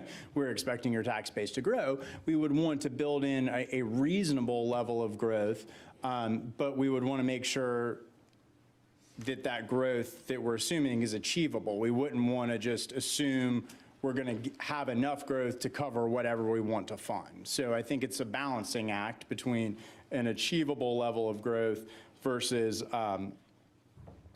no growth at all. Yeah, but growth is not guaranteed. That's right. Because of, possible recessions and all that. You can still reasonable, whatever that reasonable number is, use that then. That's right. You don't want to ignore it, but you also don't want to count on extreme growth being there to fund everything. Right. Page 12, I'm not going to walk through in detail unless you all have questions, but this is just a summary of your current CIP. And as I mentioned earlier, it's got about $60 million of debt funding for these various projects identified on the current CIP. And that's an important number to remember. I'm going to give you a little bit of perspective on that in a moment. So before, with your current CIP, you kind of have these top left boxes covered, right? You've identified a universe of projects and you've got an initial funding plan. But what we need to do is go back and look at this current debt capacity and debt affordability to understand, is that an achievable funding plan that we have, or are there things that we may need to revisit in terms of that current CIP? So when looking at that debt capacity and debt affordability, debt capacity, as I mentioned earlier, we're going to look at those policy levels, potential policy levels and key debt ratios to understand what our potential capacity is. And then debt affordability is a measure of your cash flows. What type of cash flow is going to be necessary to pay for debt service or pay-as-you-go capital associated with the CIP plan? And we're going to give you a little bit of perspective on that in the next couple slides. So page 14 looks at debt to assessed value. Remember, one of those key debt ratios. And if we max out our debt to assessed value, if we set a policy of 2% debt to assessed value, and we were to issue debt to max out that policy, we've done the calculations on an annual basis, and over the next 5 years, this CIP period, first 5 years of the CIP period, you could issue about $34 million worth of debt and be within this 2% debt to assessed value limit. Now, again, we have assumed a little bit of growth in the tax base, but if the tax base grows more quickly, then there would be a little more capacity here. But I think, that just for a little bit of perspective, right? The current CIP has about $60 million of debt funding in it. Under this policy, we would be limited to about $34 million. And if we issued this debt as quickly as we could under a 2% policy restriction, we've shown you what those debt service payments would be on the right-hand side of the page. And that green highlighted bar is the maximum annual debt service that you would have to fund this new $34 million. It's about $3 million. Based upon your current value of a penny, which is about $135,000, that $3 million of debt service would equate to about 17, 18 pennies on the tax rate if you were to fund it all from tax revenue. So just a little bit of perspective on that here. 2% debt to assessed value could equate to about $34 million of new debt issued, and that would be about a $3 million annual debt payment. Understanding that's a big increase in the debt budget, you go to page 15, this is your debt service to expenditures ratio. And if we were to maximize this at 18%, so if we were to cap out this ratio at an 18% policy, and we were to issue debt to maximize that policy, it could be about $17.5 million of debt that you could issue over the next 5 years and be in compliance with an 18% policy. So about half of the debt to assessed value number. And likewise, the annual payment is about half. We're issuing half of the debt, so your annual payment is about half at about $1.5 million a year, which equates to 8 to 9 pennies based upon the current value of the current value of a penny. So that's kind of a little bit of perspective on the debt capacity side of things. And as we think about debt affordability, on page 16, I have a point of clarification. yes, ma'am, please. So on pages 14 and 15, where you have the, 2%. kind of the schedule to the right of the repayment, Yes, ma'am. does that include the current 60 million debt? No, ma'am, this does is not. just the new debt. So Oh, okay. So what we're doing is we're going back and we're saying, so right now you've got a CIP where you've got some projects identified in an initial plan. Now we're trying to evaluate what your capacity and affordability is to fund that plan. Additional, I got you. I Right? was So thinking it was- you've identified 60. Under this policy, you could issue about 34 million. Okay. And then under the next policy, it would be about 17 million. Gotcha. Thank you. Yes, ma'am. And so the other thing that we've done on page 16 is we've kind of shown you what 1 penny on the tax rate could give you in terms of debt affordability.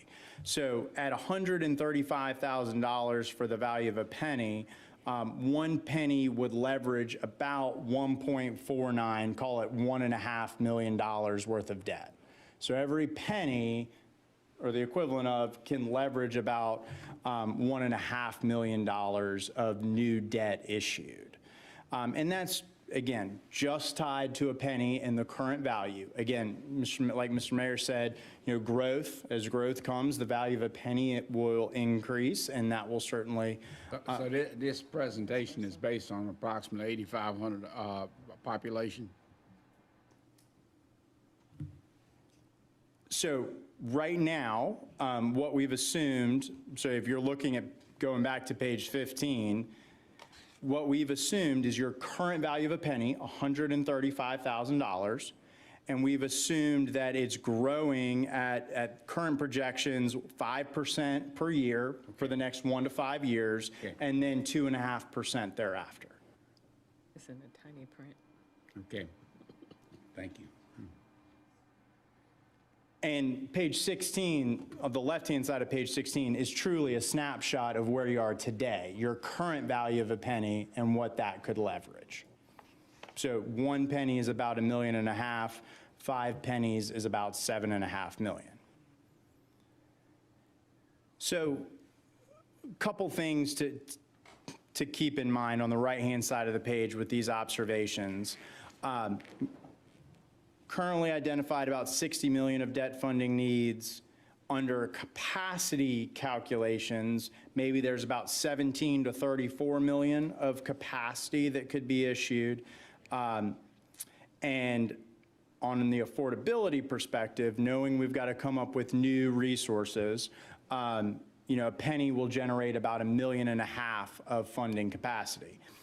Now, I think there's other places where we can look to help improve the picture.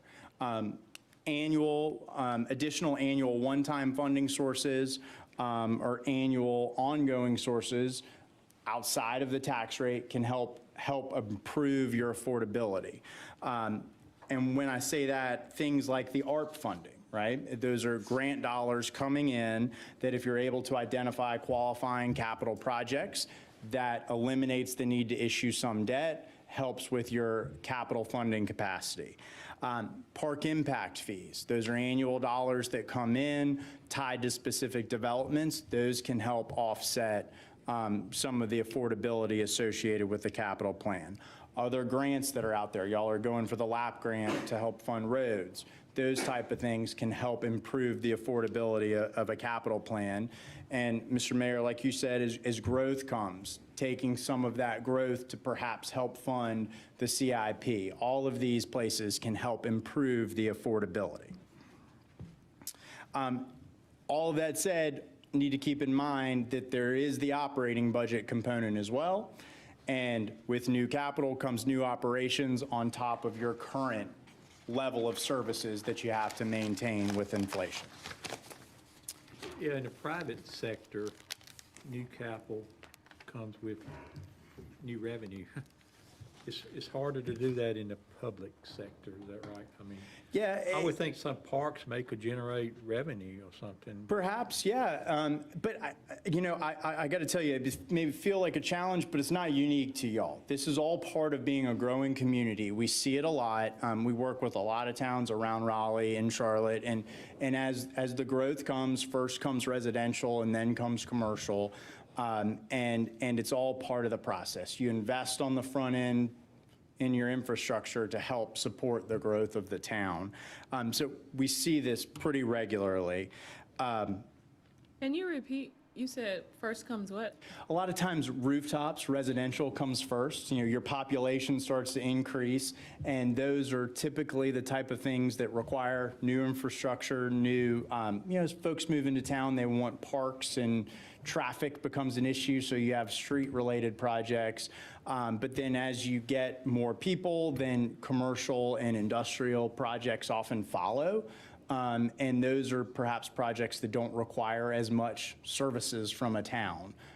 So I think it's all part of the growth process. Got you. So you said rooftops come first and then commercial comes. Thank you for That's clarifying. what we normally see. Yes, ma'am. Get it. So couple things, where do we go from here in terms of the CIP process? Well, I think, so from our perspective, one of the first things to do is prioritize the CIP projects. We've kind of seen that we've got a list of projects that maybe don't align with our affordability and our capacity. So let's go through the process of prioritizing. And what I mean by that is, first and foremost, we need to identify what are the critical needs to maintain our current services, and I say we collectively for you all as the town, identify the needs to maintain current service levels and fund current commitments. So are there projects that you've already committed to that have to continue to be funded? And then prioritizing desired or optional capital projects, things that we would really like to have for the town, but aren't required to maintain current service levels.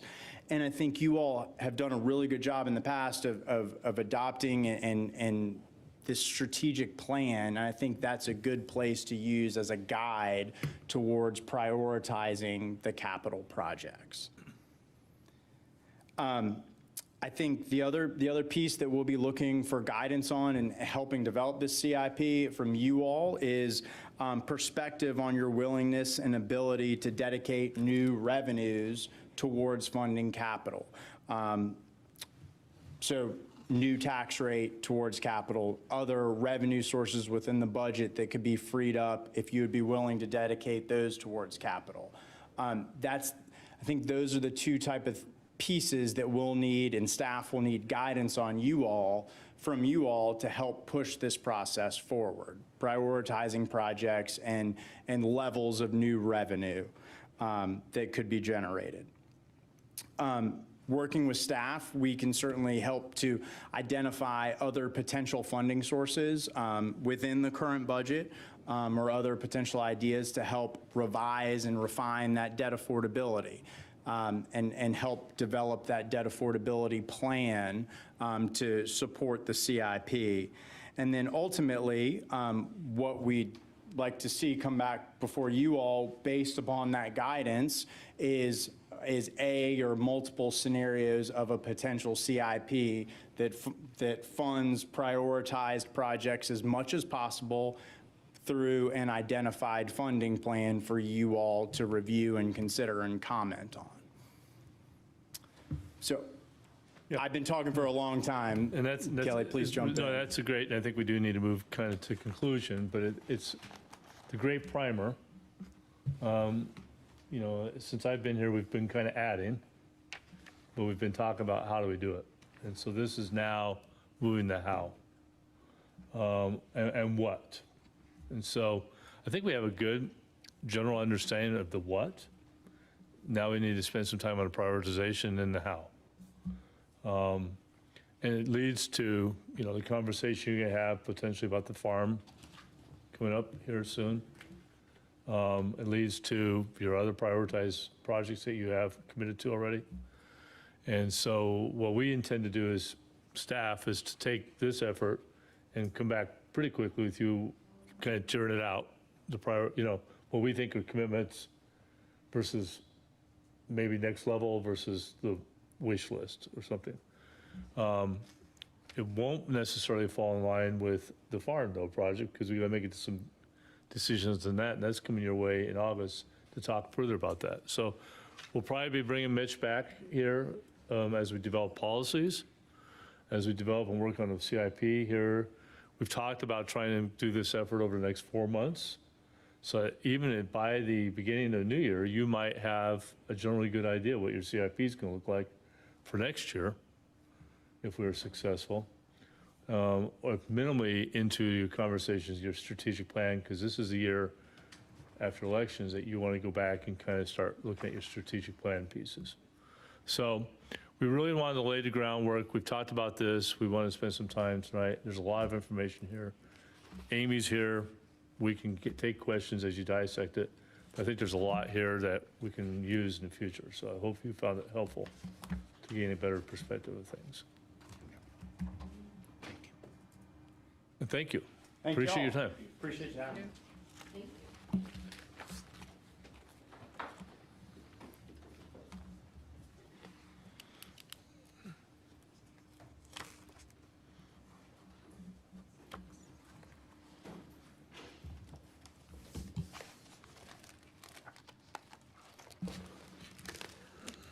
All right, if we're ready, we'll move on to our next item.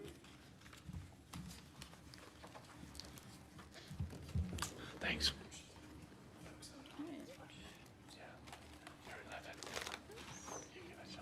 I think one final item to kind of wrap this debt thing up. And I'm sure you're thinking about this, Amy, as we go forward, is think about how can we represent what a project cost. I know if you house hunting, you go in there and you have a little thing in the real estate thing, it's gonna cost you this much house payment, this much homeowner association, this much taxes, maybe something like that on a project, how much it's gonna be, how much it's gonna cost us, for principal, how much it's gonna cost us for operating costs, that little circle. I mean, if you're house hunting, $2,000 a month, it'll say, and then all these things, these 4 things are broken out, $1,100 house payment and taxes. I think that would be pretty neat if we knew what the projects would break out would be, how much would they be and how many pennies that equate to, This would cost us 2 pennies in operating costs and 6 pennies in, in general debt type thing. I don't know if we could do that, but it'd be neat, maybe if we could, Something a little more visual, that one hit Well, thing. visual that ties everything together to a project, if it's possible. I think it would be pretty neat, because house hunting, you can look at this one, you can look at this one. This one may have a lot of homeowner association fees associated with, and you may, choose one that has less or something. So, you have to balance all those things, and I think, in this, one thing you have to look at is the operating costs. How does that fit in the puzzle? And, Anything we do from here on out will have some pretty significant operating cost additions, because we're going to be taking on magnitude of difference of size. Right. And so it's a very important exercise to go through. right. Thank you, good job, both of you, good job. Appreciate you coming out. Thank you. Thanks a lot. Lot to digest, I tell you. A lot of work ahead. All right, if it's all right, Mayor, we'll go ahead and proceed with the next item, which is to talk about the American Rescue Plan Act. So just to give everybody a sort of refresher of this, I know it's been a while since we've talked about it, but in March of 2020, the federal government adopted this act, and the intent of this act was to provide economic relief in response to the pandemic. It appropriated $1.9 trillion of federal funds. So what is it? Where does it go? I'm going to see if I can get my pointer here. Oh, well, that's too tiny, isn't it?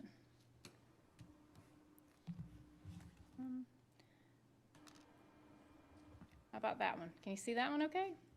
We've got it here. We've Yeah. got it on our laptop. Oh, okay, good. You can see it there. Here's in the Okay. package. Well, one of the largest components of this legislation, of this 1.9 million that was appropriated, one of the largest components is something we heard a lot about back in March and probably all experienced very personally, which was $1,400 payments to individuals. And that's what's represented here with this purple piece of the pie. The one that we're going to be talking about mostly tonight is this lighter teal pie, which is state and local aid. But I also want to take a minute to talk about all the rest of this pie, because these individual payments and the state and local funding that the town of Rolesville will receive is just a small part of what was appropriated through the ARP Act.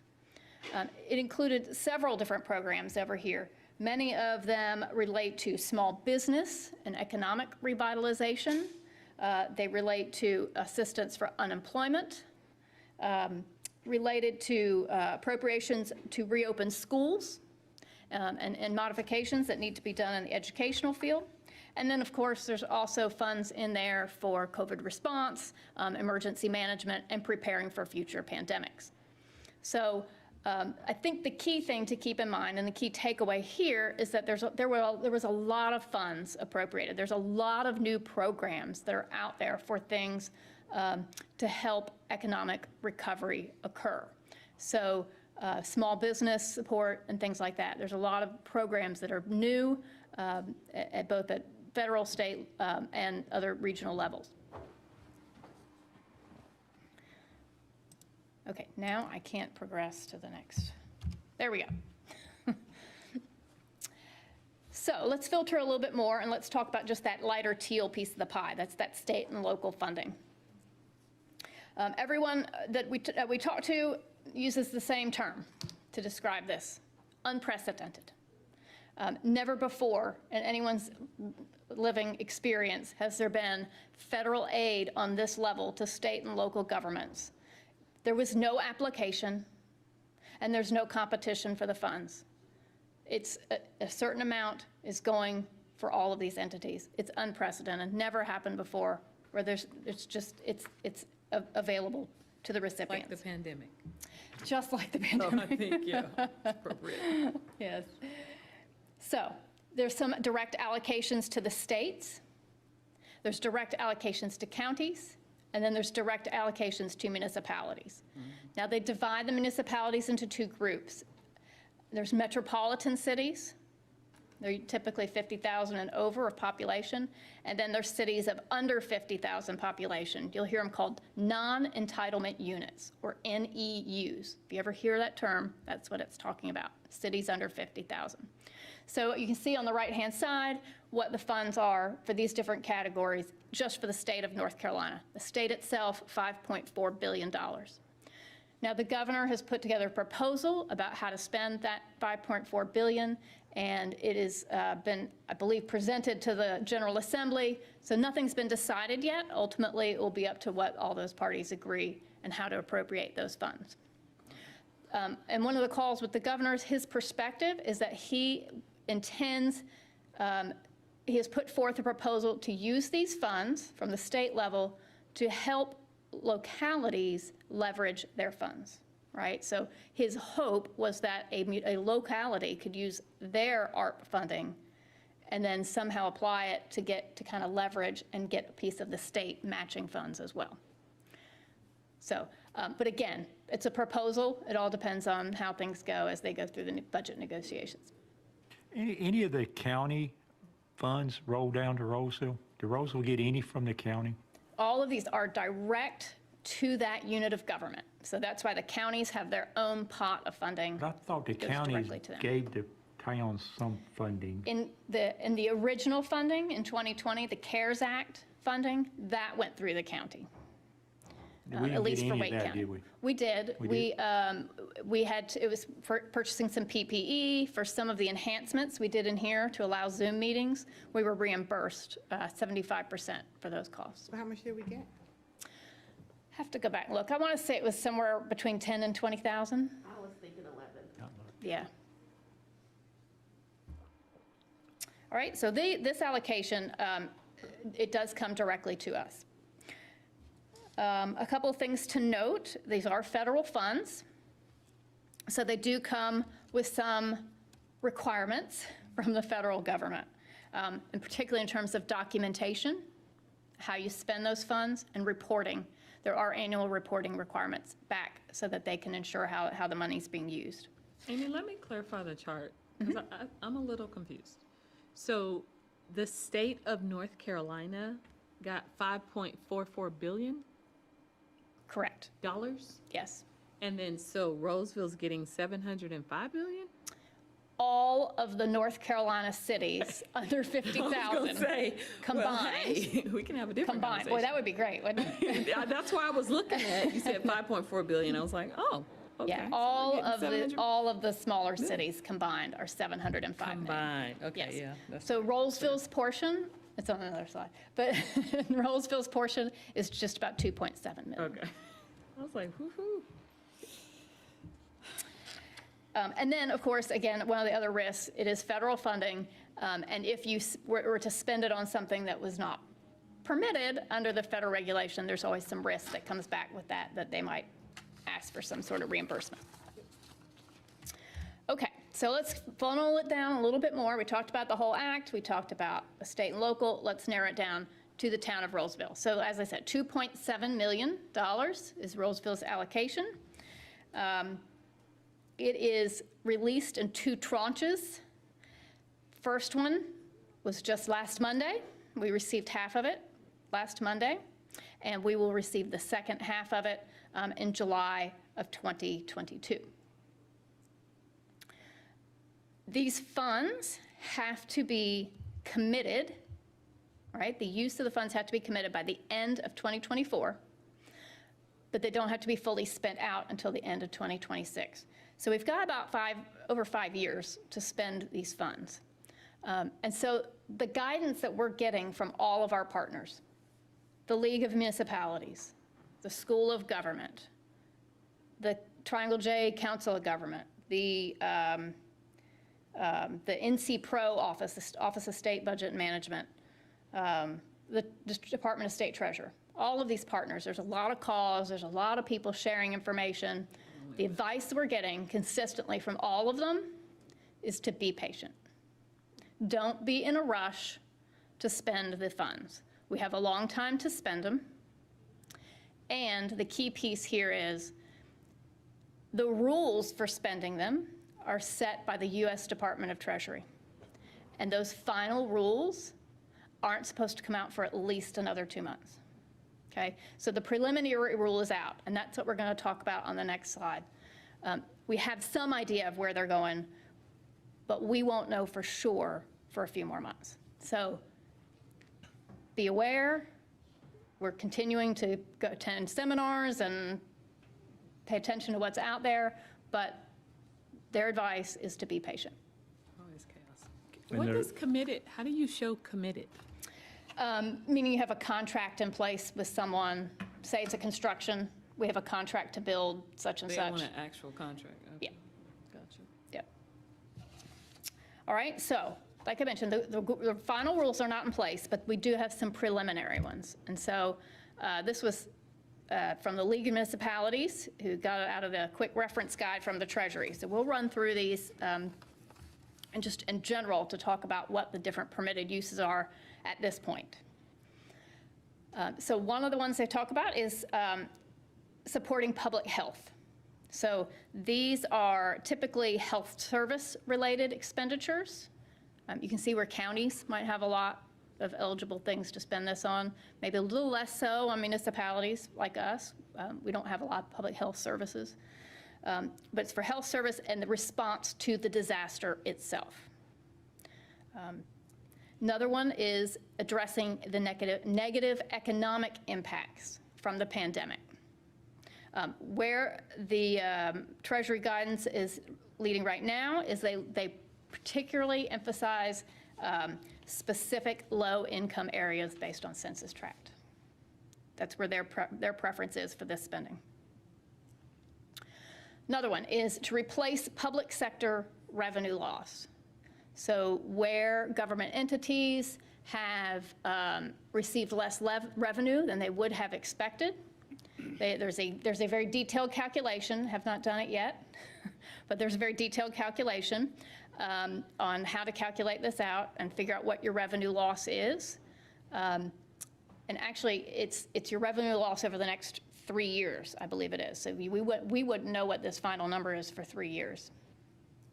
But if you have revenue loss, you can identify that amount. You can use it for any governmental purpose you want, okay? So that's the least restrictive of all this spending. But you do have to be able to justify how you came to that calculation. Another area is premium pay for essential workers. Again, they do try to emphasize essential workers, people who had to be at work in person. And again, here they prioritize lower income, minimum wage type positions and providing relief in that area.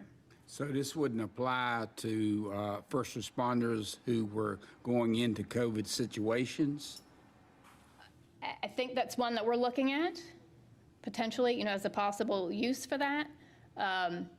But again, we have to wait for that final rule and see what kind of final guidance. I do know that Wake County did put in stipends or extra pay for first responders that were responding to COVID. Right, and I believe they paid for that with the CARES Act funding. Okay. Right. Thank you. That was the funding from 2020. Thank you. Yep. So that's one to look at as we go forward, though. But right now, they are being very specific. It has to be essential people who had to work in person.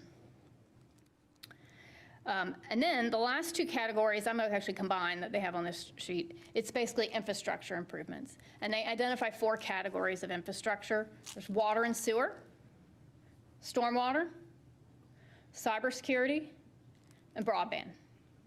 Now, of those 4, in the state of North Carolina, broadband is not an allowable expenditure for local government, so we have to wipe that one right off the list. Yeah. Now, there is some talk about perhaps the General Assembly changing some of that this session, but right now, that's not on the list. So, given that guidance, here's some of our initial thoughts on where we're monitoring and thinking about the potential use of these funds. Again, not in a rush. We're waiting for that final guidance. But here's some of the early thoughts that we're having from the staff end. First of all, that lost revenue. We need to do that calculation and see what, if how, and how much lost revenue we've had due to the pandemic. Secondly, is stormwater. That's one of the areas that is clearly an allowable use, and it's one that is becoming of greater and greater importance here in our community. One of the things that we've identified in our budget, well, a couple of things we identified in our budget. One is the ongoing stormwater mapping that we're doing, and it's going to continue. I think that might be a good eligible expense here. We have a street sweeper in the budget, also related to stormwater and water quality. And then finally, we're going to have a lot of expenditures coming up with taking on more stormwater permitting type activities due to some state requirements. So those are the 2 areas. Third area, I have here economic growth. It does talk about some economic impact. And again, we're waiting to see what that final guidance is. As Kelly will tell you, all of our North Carolina partners have taken a very conservative stance on what are the eligible uses of this funding.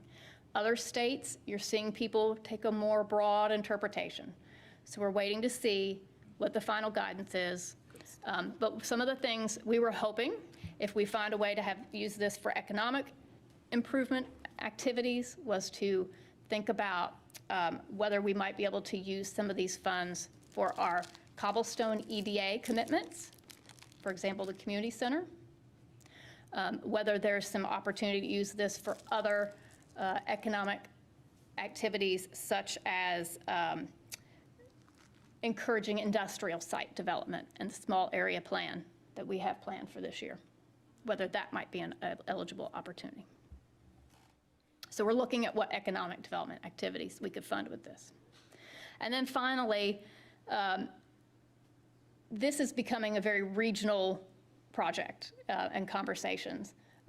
The state has gotten the councils of governments across the state involved in giving guidance to municipalities and helping them with figuring out how to best administer these funds. And so I think what may come out of that is some more regional type projects.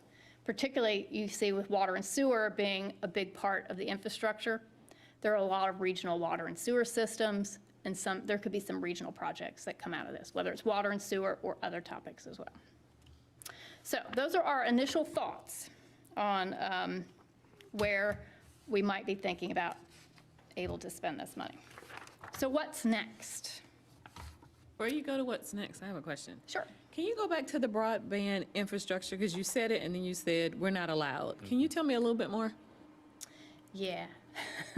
I just need to understand it because to me that's So- oxymoronic. but- It's been a long time. The city of Wilson at one time, North Carolina municipalities could do more with broadband projects. And the city of Wilson actually started their own, basically, broadband service. Which got some negative reaction from some legislators, and the state ended up saying, nope, that's it, we're done. No municipalities can get into that market. They got more negative reaction from cable providers who had a presence in legislators. Who talked to legislators. So, City of Wilson is the only municipality in the state that has their own broadband company at this time. Who does? The City of Wilson. And that's been the municipal league's top priority to address, and it's gaining a little traction, particularly now that there's funding out there. But we're one of the few states that bans municipal involvement in broadband. All right, thank you. Certainly. Okay, so what's next? So we got our first tranche of funds. First thing we need to do, based on our guidance from the Treasurer's Office, is create a special revenue fund. So just like we have the general fund, we have capital projects funds, we're going to create a new special revenue fund just for this grant money. It's federal money, and there's certain things we cannot use it for, namely to boost your general fund balance. And so we need to put that in its own special fund. So you may be seeing something on that soon. Our other step is, as I said, everybody says don't be in a rush. I call it active patience. Keep monitoring, keep listening, keep waiting. Think about what are the community needs, where's the best use for these funds given the guidelines. Monitor what our partners are doing. Are there regional projects to address? But let's be patient and let's wait for that final guidance and see where the direction is. Any other questions? Does a library fit under any of these? We're going to talk, we have a meeting. Address negative economic impacts. If we could figure out our census tracts and such, it could, but possibly, but we have a conversation with them scheduled, by the way, next week, and I'll ask that question. Yeah. Sounds like a feeding frenzy's about to happen. Amy and I could spend half a day each day on this topic, webinars or anything else. It's kind of stopped a little bit. I think people are taking a little bit of breath until the final rules come out, which is about 45 to 60 days away, but then it'll start up again. And in the meantime, the regional partners are getting their act together, and we're starting to talk as a region what could be some ideas and such. So that's what we're working on primarily right now is, what are these ideas that are regional? And so as we wait for the final rules to see if there's anything there, I'll have all that effort too. So I would love to be privy to some of these webinars, just for that education component. If that, like, there's we'll send you the municipal league page. yeah.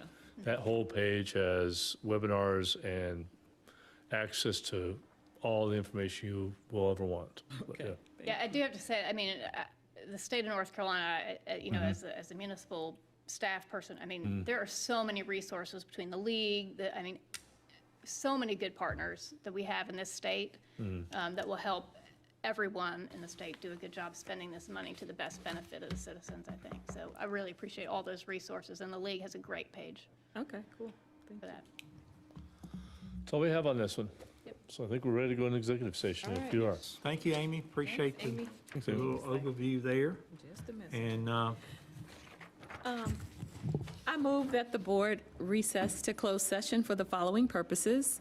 Number one, to establish or to instruct the town staff concerning the position to be taken by or on behalf of the town in negotiating the price and other material terms of a contract or proposed contract for the acquisition of real property by purchase, option, exchange, or lease.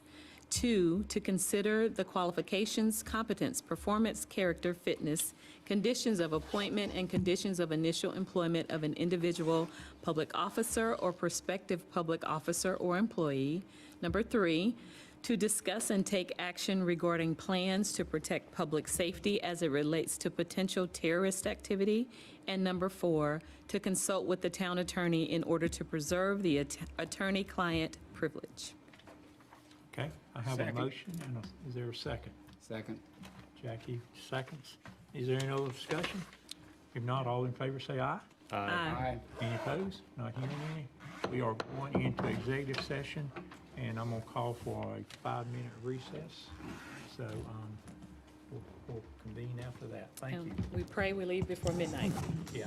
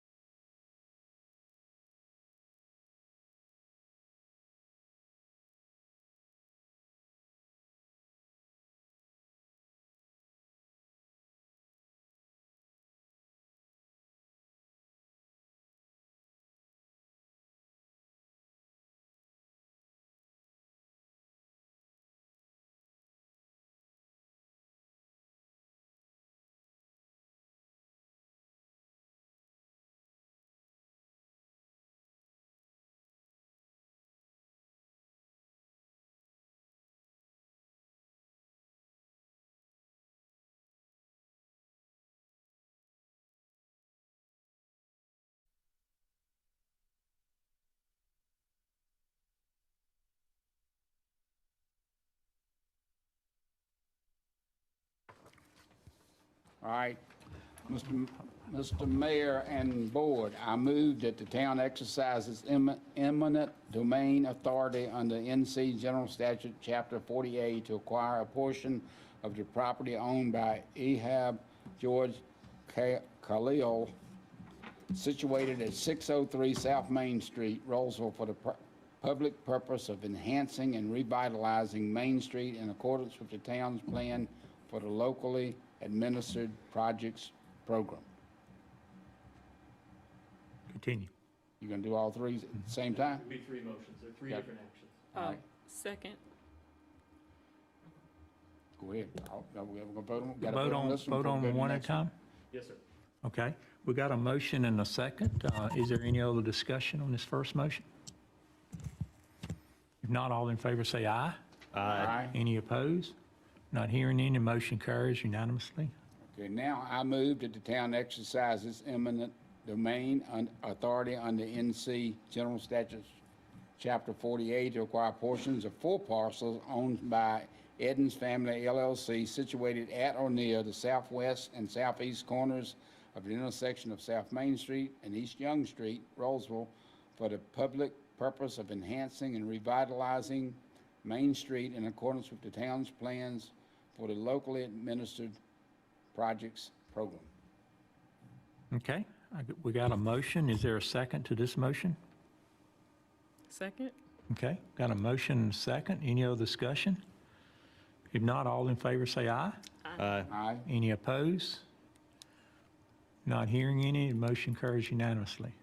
Okay, now, I move that the town exercises eminent domain authority under North Carolina General Statute, Chapter 48, to acquire a portion of the property owned by Privet Properties LLC situated at 102 South Main Street, Rolesville, for the public purpose of enhancing and revitalizing Main Street in accordance with the town's plans for the locally administered projects program.